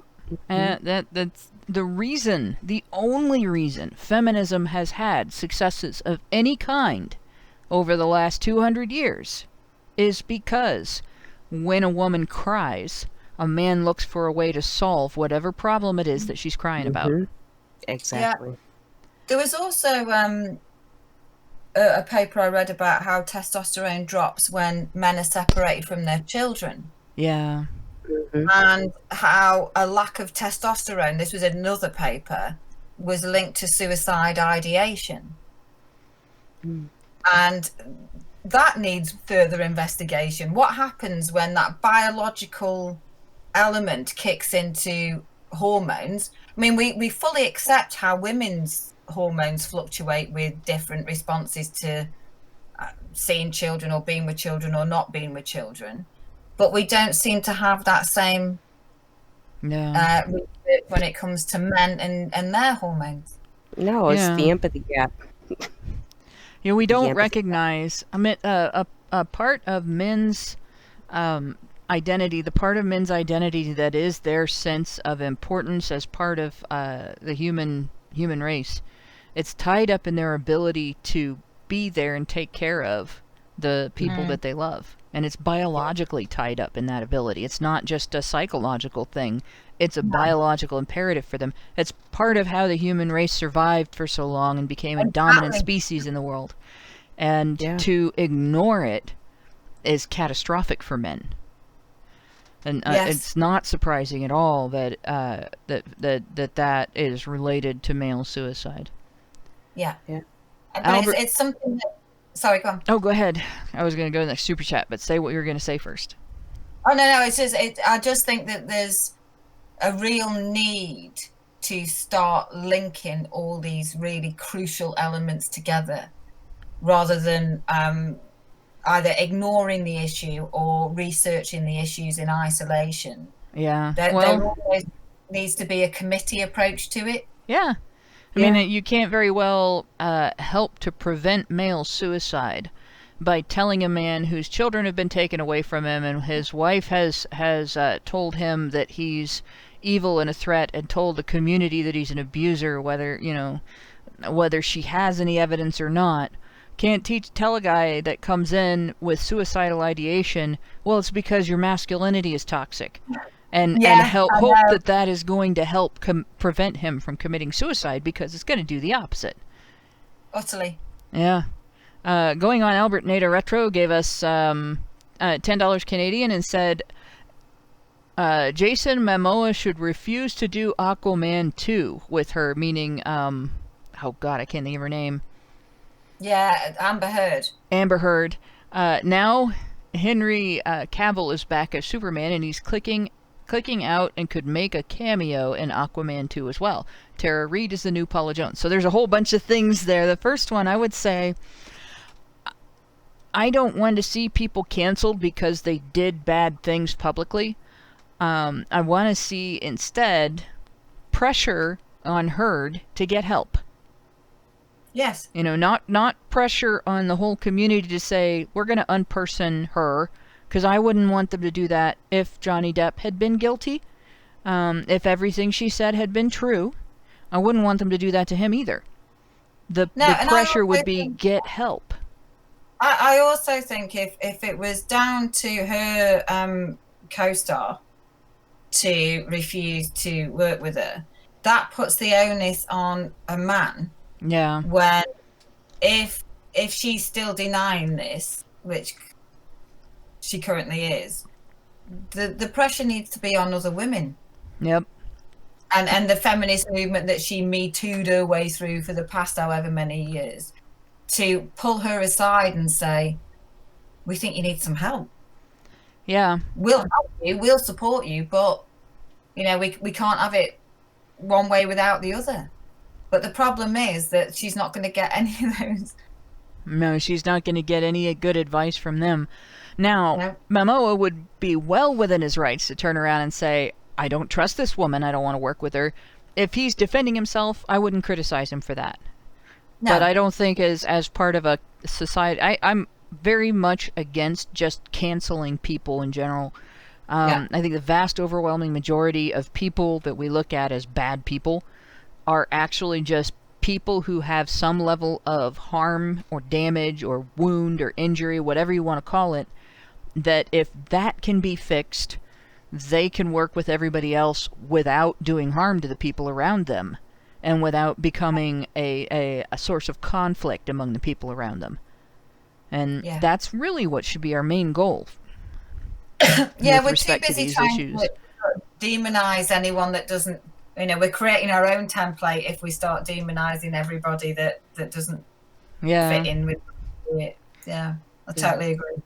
As for the rest of that, I think we could do a whole show comparing the Tara Reid allegations with the Paula Jones allegations, but the one very important thing to keep in mind is that the only thing Paula Jones ever really conclusively proved is that Clinton wasn't faithful to his wife. The fact that the man had an affair is not proof that his interest in affairs with other women takes the form of going to the point of crossing a woman's boundaries against her will, right? Mm-hmm. So the affair with Monica Lewinsky was consensual, 100% consensual. In fact, she sought him out. She went there to get her presidential wings. She told people. It was even reported in the news. So he's not a predator for that. And that doesn't prove that he did anything to Paula Jones. So with Tara Reid, she hasn't any really. She hasn't quite hit that level of having anything like that. She's not using somebody else's consensual affair with her target. She's just making an allegation. Her quote evidence is, "I've been making this allegation for a very long time." Yeah. Which is still, that's not credibility. No. It's just, okay, you've been making this have you ever provided any evidence of it during that whole time? So that's the only thing I'm going to say on that. Q Brother Soulstar gave us $5 and said, "Feminists act like being around children will kill them. Meanwhile, fathers have killed themselves over losing them." That's quite a comparison. Yeah. Polaris 589 gave us $10. Oh, and by the way, speaking of that comparison, but feminists will fight tooth and nail to keep custody with mothers and away from fathers. Exactly. It's such a burden to have custody of these children that I won't let anybody else take care of. Right. Well, the bizarre thing there, though, is that the women, or is that the very lucrative business that is set up around family courts? Both, because you have women who won't honor their custody agreements. Yeah. You have feminist organizations that are literally lobbying against reform in custody laws, using demonization of fathers as deadbeats and abusers. You have a fight for custody interference to not be considered a crime when women do it. I mean, so there's money in it, and there are people who are capitalizing on it, but the attitude also exists among individual women, so it's a little bit of both. And it started with, and this is not a gendered behavior either. Men who are the same type of abuser will engage in the same type of behaviors with their children when they have the opportunity. The feminist who wrote the Tender Years doctrine did so in response to that type of abuse. Yeah. And in fact, Carolyn Norton was kept away from her son when he was sick and dying, and he died not getting to see his mother for one last time before he passed away because he was being used that way. So this is, this kind of behavior, giving one parent that level of power brings the abusers out of the woodwork. Like, if they have that attitude, they'll engage in it. Yeah, absolutely. And it really is, give them an inch and they'll take a mile. Yep. For that particular type of abuser. Yep. And this is, again, I can only talk from UK law, but I looked at some of the training that was in place for family courts, and there's a sentence or a particular description called high conflict couples, where they don't really differentiate between who's actually bringing the action to court all the time, but they just talk about them both being in court all the time, where there needs to be more training that is gender inclusive, that says this pattern of behavior is narcissistic personality disorder. This pattern of behavior is probably a trauma response in adverse child experiences, and at least attempt to make it about the reactions or developmental process of the perpetrator, as opposed to seeing this as a high conflict divorce case. Yeah, and to add to that, and I don't want to make this into a whole discussion, but it absolutely could be. Where does the blame lie? Does it lie with the parents of the children, or does it lie with the government who allows these laws to be put in place where parents can pit one against the other and use the children as pawns? Yeah. To do an experiment, and I've been banging this drum for a while now, where if you are a family lawyer, you get paid a fixed fee. And I wonder if that would have an impact on how quickly these cases are wrapped up. How would it have an impact on the amount of times these cases return to court? And I wonder if the conflict would be less. That's interesting, and I would also love to see that applied to just regular everyday divorce. Yes, So because you literally got $1,000 for each case. Because I can imagine that if you based it on a fixed fee, mm-hmm. it wouldn't be as high conflict as we see now. Yeah. No. If they couldn't capitalize on keeping the conflict going, they wouldn't have a reason to do it. Exactly. Absolutely. Going on, Polaris 589 gave us $10 and said, "I can't think of anything to say. Just here's some money anyway," because he is a sweetheart. Let's see. Matthew Maddow gave us $5 and said, "Hannah, remember that woman's saying that about Australia? That woman's saying that about Australia and how she couldn't even concede it was possible for one a week on behalf of women." Oh yeah, the thing about I got into a Twitter argument with a woman who was saying that 2 women a week were murdered by their partner in Australia, and when I looked it up, it was not 2 women a week. It was just enough more than 1 woman a week to be counted as 2 women a week, and it was almost 1 man a week, and it was again like basically very, very small difference between the number of men and women that were killed by their partners, and it didn't differentiate between women who were killed by female partners or male partners and men who were killed by female partners or male partners. So we didn't even know if some of those women were killed by lesbian partners, lesbian violence. We didn't know if some of those men were killed by violence from male partners. We didn't know how many were killed by heterosexual partners. And so she's making this definitive statement that there's this epidemic of Australian men killing their wives based on information that didn't support it.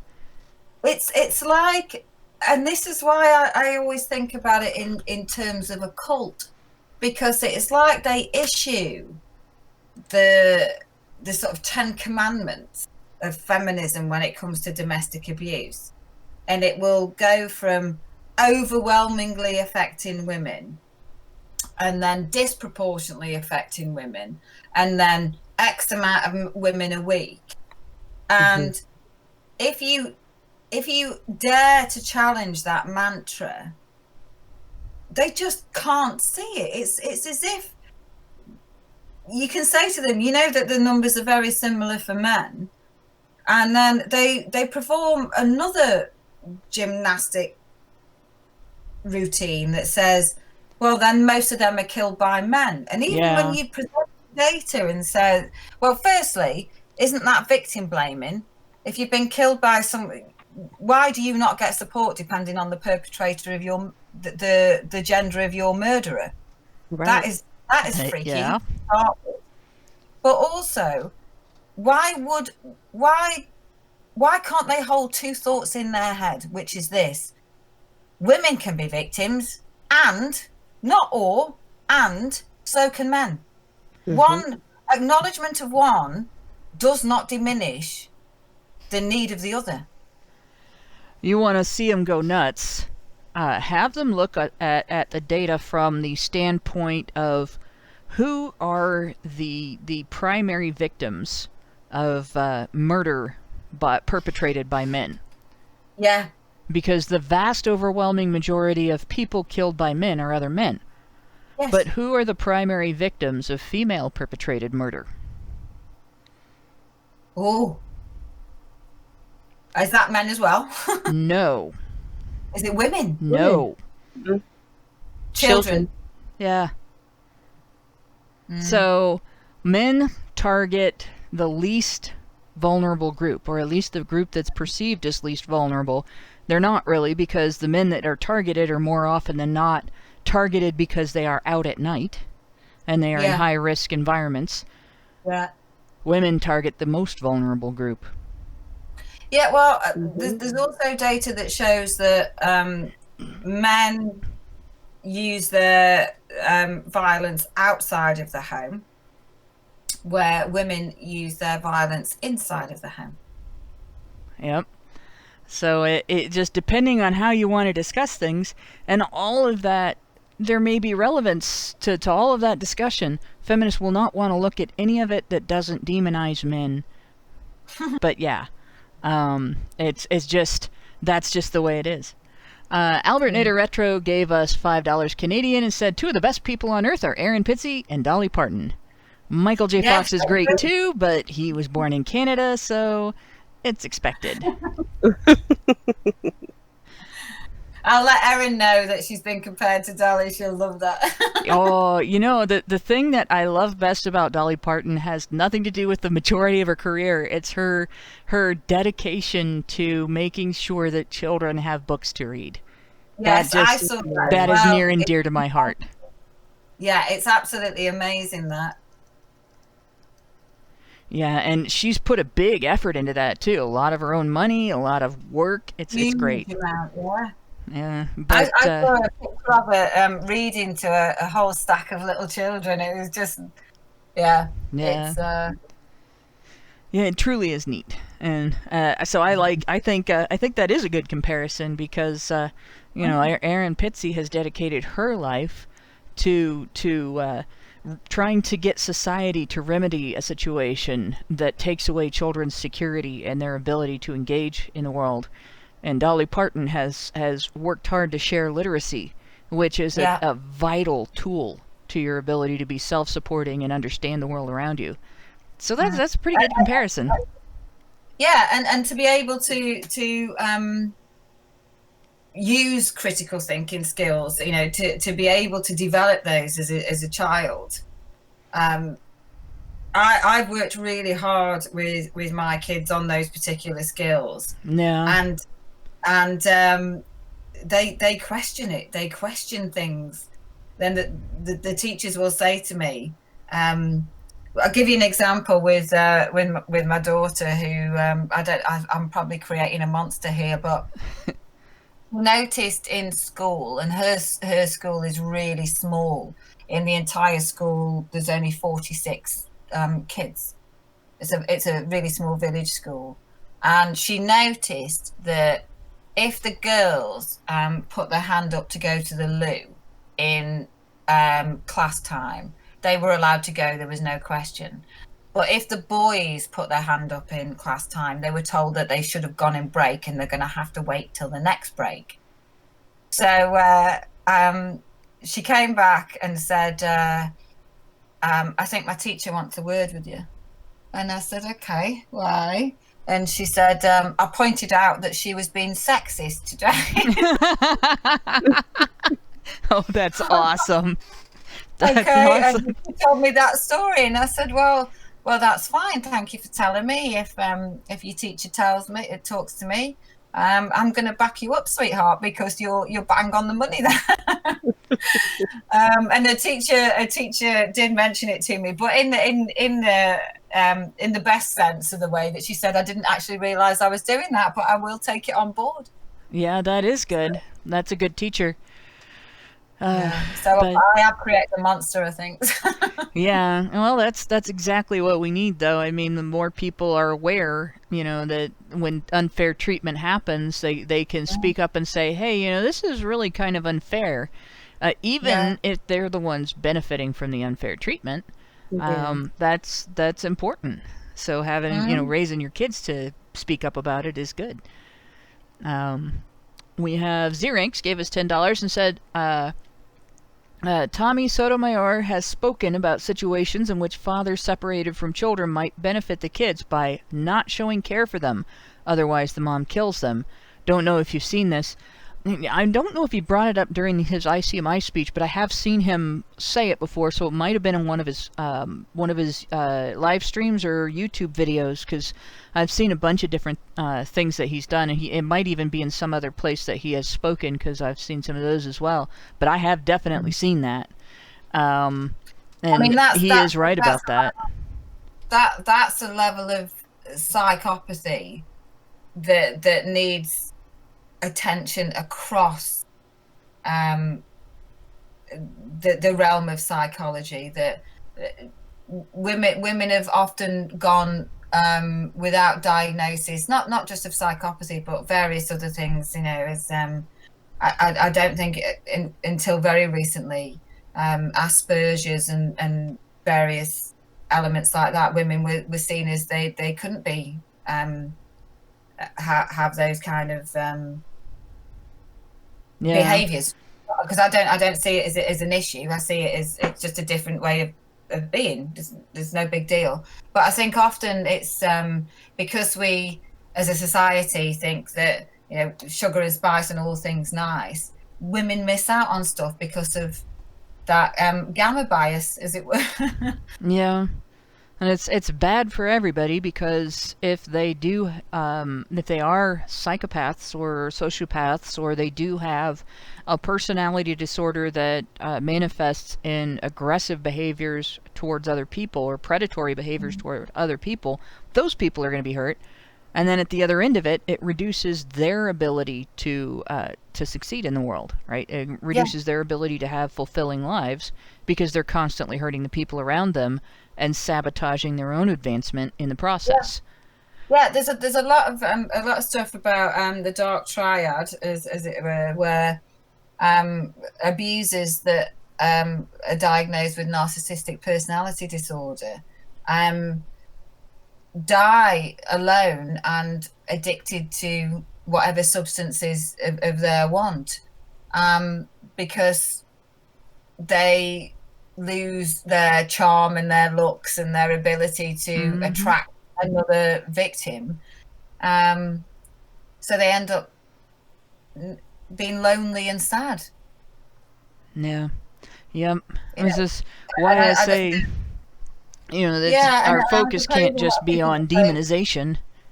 Yeah, we've got to move away from that. We've got to start looking at this and at least trying to do something about it that isn't just based on the mythology of patriarchy. Yep. See, we have Rory O'Connor gave us £5 and did not have a statement. Matthew Maddow gave us $5 and said, my best friend's ex-wife decided she'd rather his kids go into the system than let him have custody. She doesn't want it. She just wants to walk away. Yeah, that's so heartbreaking. Cruel. It's cruel as well. It's to do that to someone, and actually for a system to allow that to happen is cruel. Yeah, it is. And that happens, I know that happens in the UK. I know they look at the system before they look at the father as a potential other place for the children to go if the mother is not fit for custody.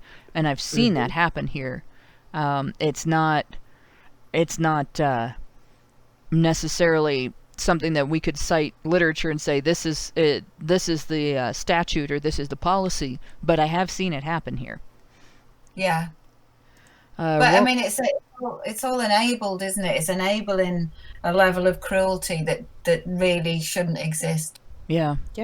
It's just letting mothers out of their responsibility towards their children, and just you're treating the children like trash. Oh, I don't want them anymore. Just toss them aside. God. Yeah, it's ridiculous. Rory O'Connor gave us £5 and said, "I'm so effing tired. I've met so many people online in the last 7 weeks. It's not even funny." This is a group, the Manosphere, which sort of spans everything from men's rights advocates to anti-feminists, non-feminists, MGTOW. God, I can't think of the term game theory. Which makes me want to go towards the term players, which is not right. No. I can't think of it. Brain shutting off. Too many hours of the show. But you know who I'm talking about, dang it. Pickup artists. Yes. All I can think of is that movie with Jack Lemmon where he ran the apartments and kept hitting on the renters. But yeah, Zerang says it in the chat, pickup artists. But and incels and that's just, you know, the groups that people mainly know about. But all of the groups that are focused on men's issues and men's experiences, you can meet thousands of people. Yeah. Mm-hmm. I mean, I have just in terms of gamers are even that touches on men's issues because women's victimhood has been used against them. Okay. But yeah, I've 10,000 followers and I'm following 10,000 people, you know, on Twitter because I have met that many online that there are various men's issues that I've discussed and that I've seen them discussing and various things that are men's issues adjacent or related.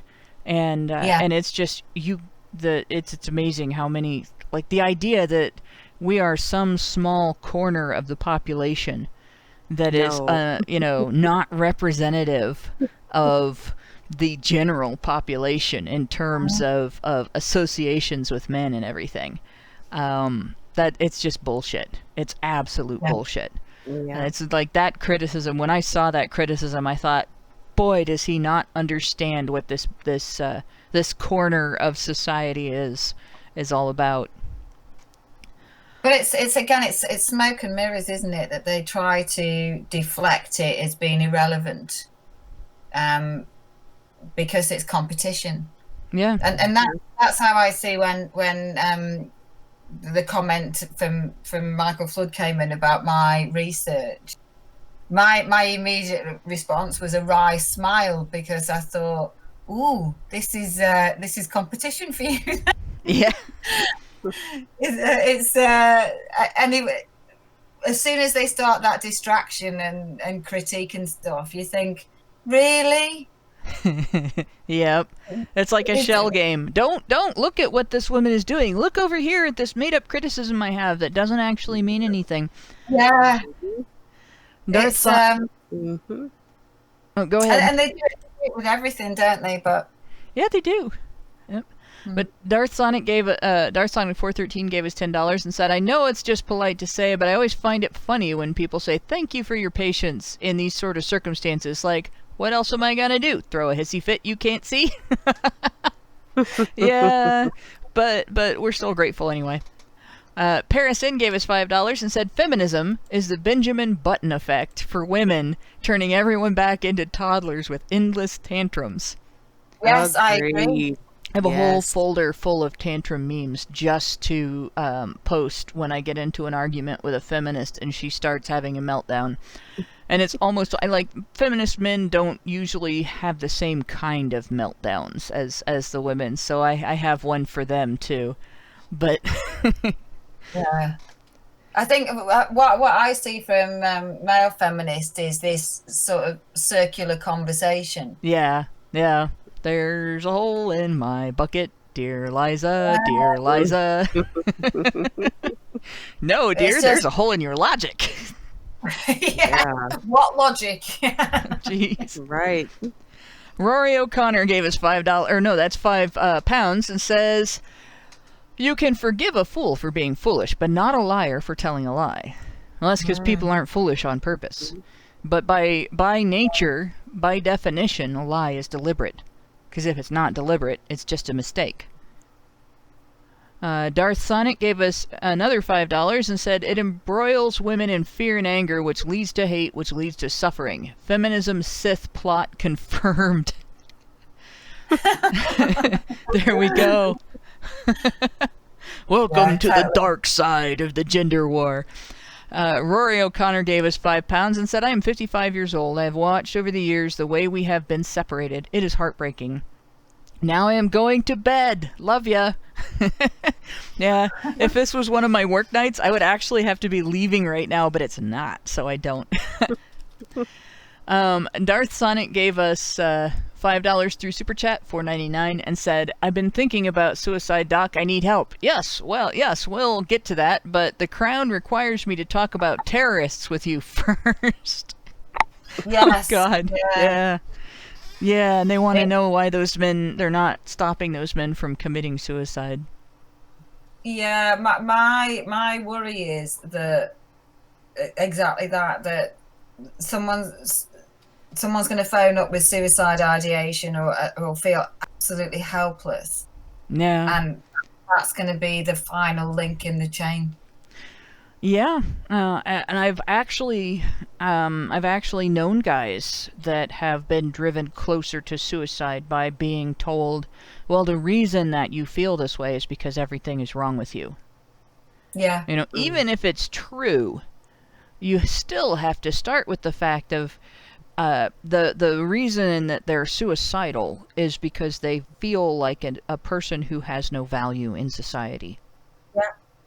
And you got to address that before you can address anything else. Yeah, and again, one of the things I found when researching positive adaptation was that if you can promote meaning, not just from the trauma, but also for future meaning of life and meaning of yourself. Yeah. People adapt positively, but it is an innate need that people need to find meaning. And the last thing they need is to go into therapy and basically be told that they have to be perfect in order to be valued by people. You're doing this wrong, you're doing that wrong, you're wrong about this part of you is wrong, this aspect of your character is wrong. By the way, it's all related to something that you were handed at birth and can't get rid of. Your sex. Yeah, absolutely. Absolutely. It's, and that's the same for women in this as well as men, because they're saying that they're literally setting people up to be perpetrators and victims. You know, when during my adolescence I was suicidal, it was because I was faced with a problem that I couldn't find a solution to, and I didn't think anybody else could either. Yeah. And the thing that kept me from acting on it was that I knew that my family valued me. And I didn't want to make them face the pain of dealing with the aftermath of my death and my absence after that and the hole it would leave. And I knew what that was like because I had seen other people around me go. Yeah. And I had watched people around me deal with the loss of people that maybe I wasn't close to but were very important to them. And I had dealt with loss. And this is something that when I talk about the way that suicide needs to be treated, it's not because I'm just like being philosophical. I know what saves people's lives when they feel not valued or when they feel like there's no solution to their problems. It's making them understand. It's helping them understand that there's still a path forward. And that the rest of the people around them value their presence on that path. Yeah, and I have skin in this game as well, and I think for me it's we as a society have a real issue with what constitutes failure, and some of the best people I know have failed as much as anybody can fail and literally been on their knees, and with support from other people and meaning provided and value, are beyond successful now on Yeah. every level, not just financially, on what they find important, how they treat other people, what they dismiss as being trivial and not worth their time. And I think there needs to be less focus on writing out a script for medication and more focus on helping people find meaning. Yeah. Yeah, you certainly don't treat someone with a broken leg by giving them an 8-hour lecture on, why it was a bad idea for them to do the thing they were doing that broke their leg. Yes. You start with triage, right? You treat the leg itself first. We should be better about that with suicide. Yeah.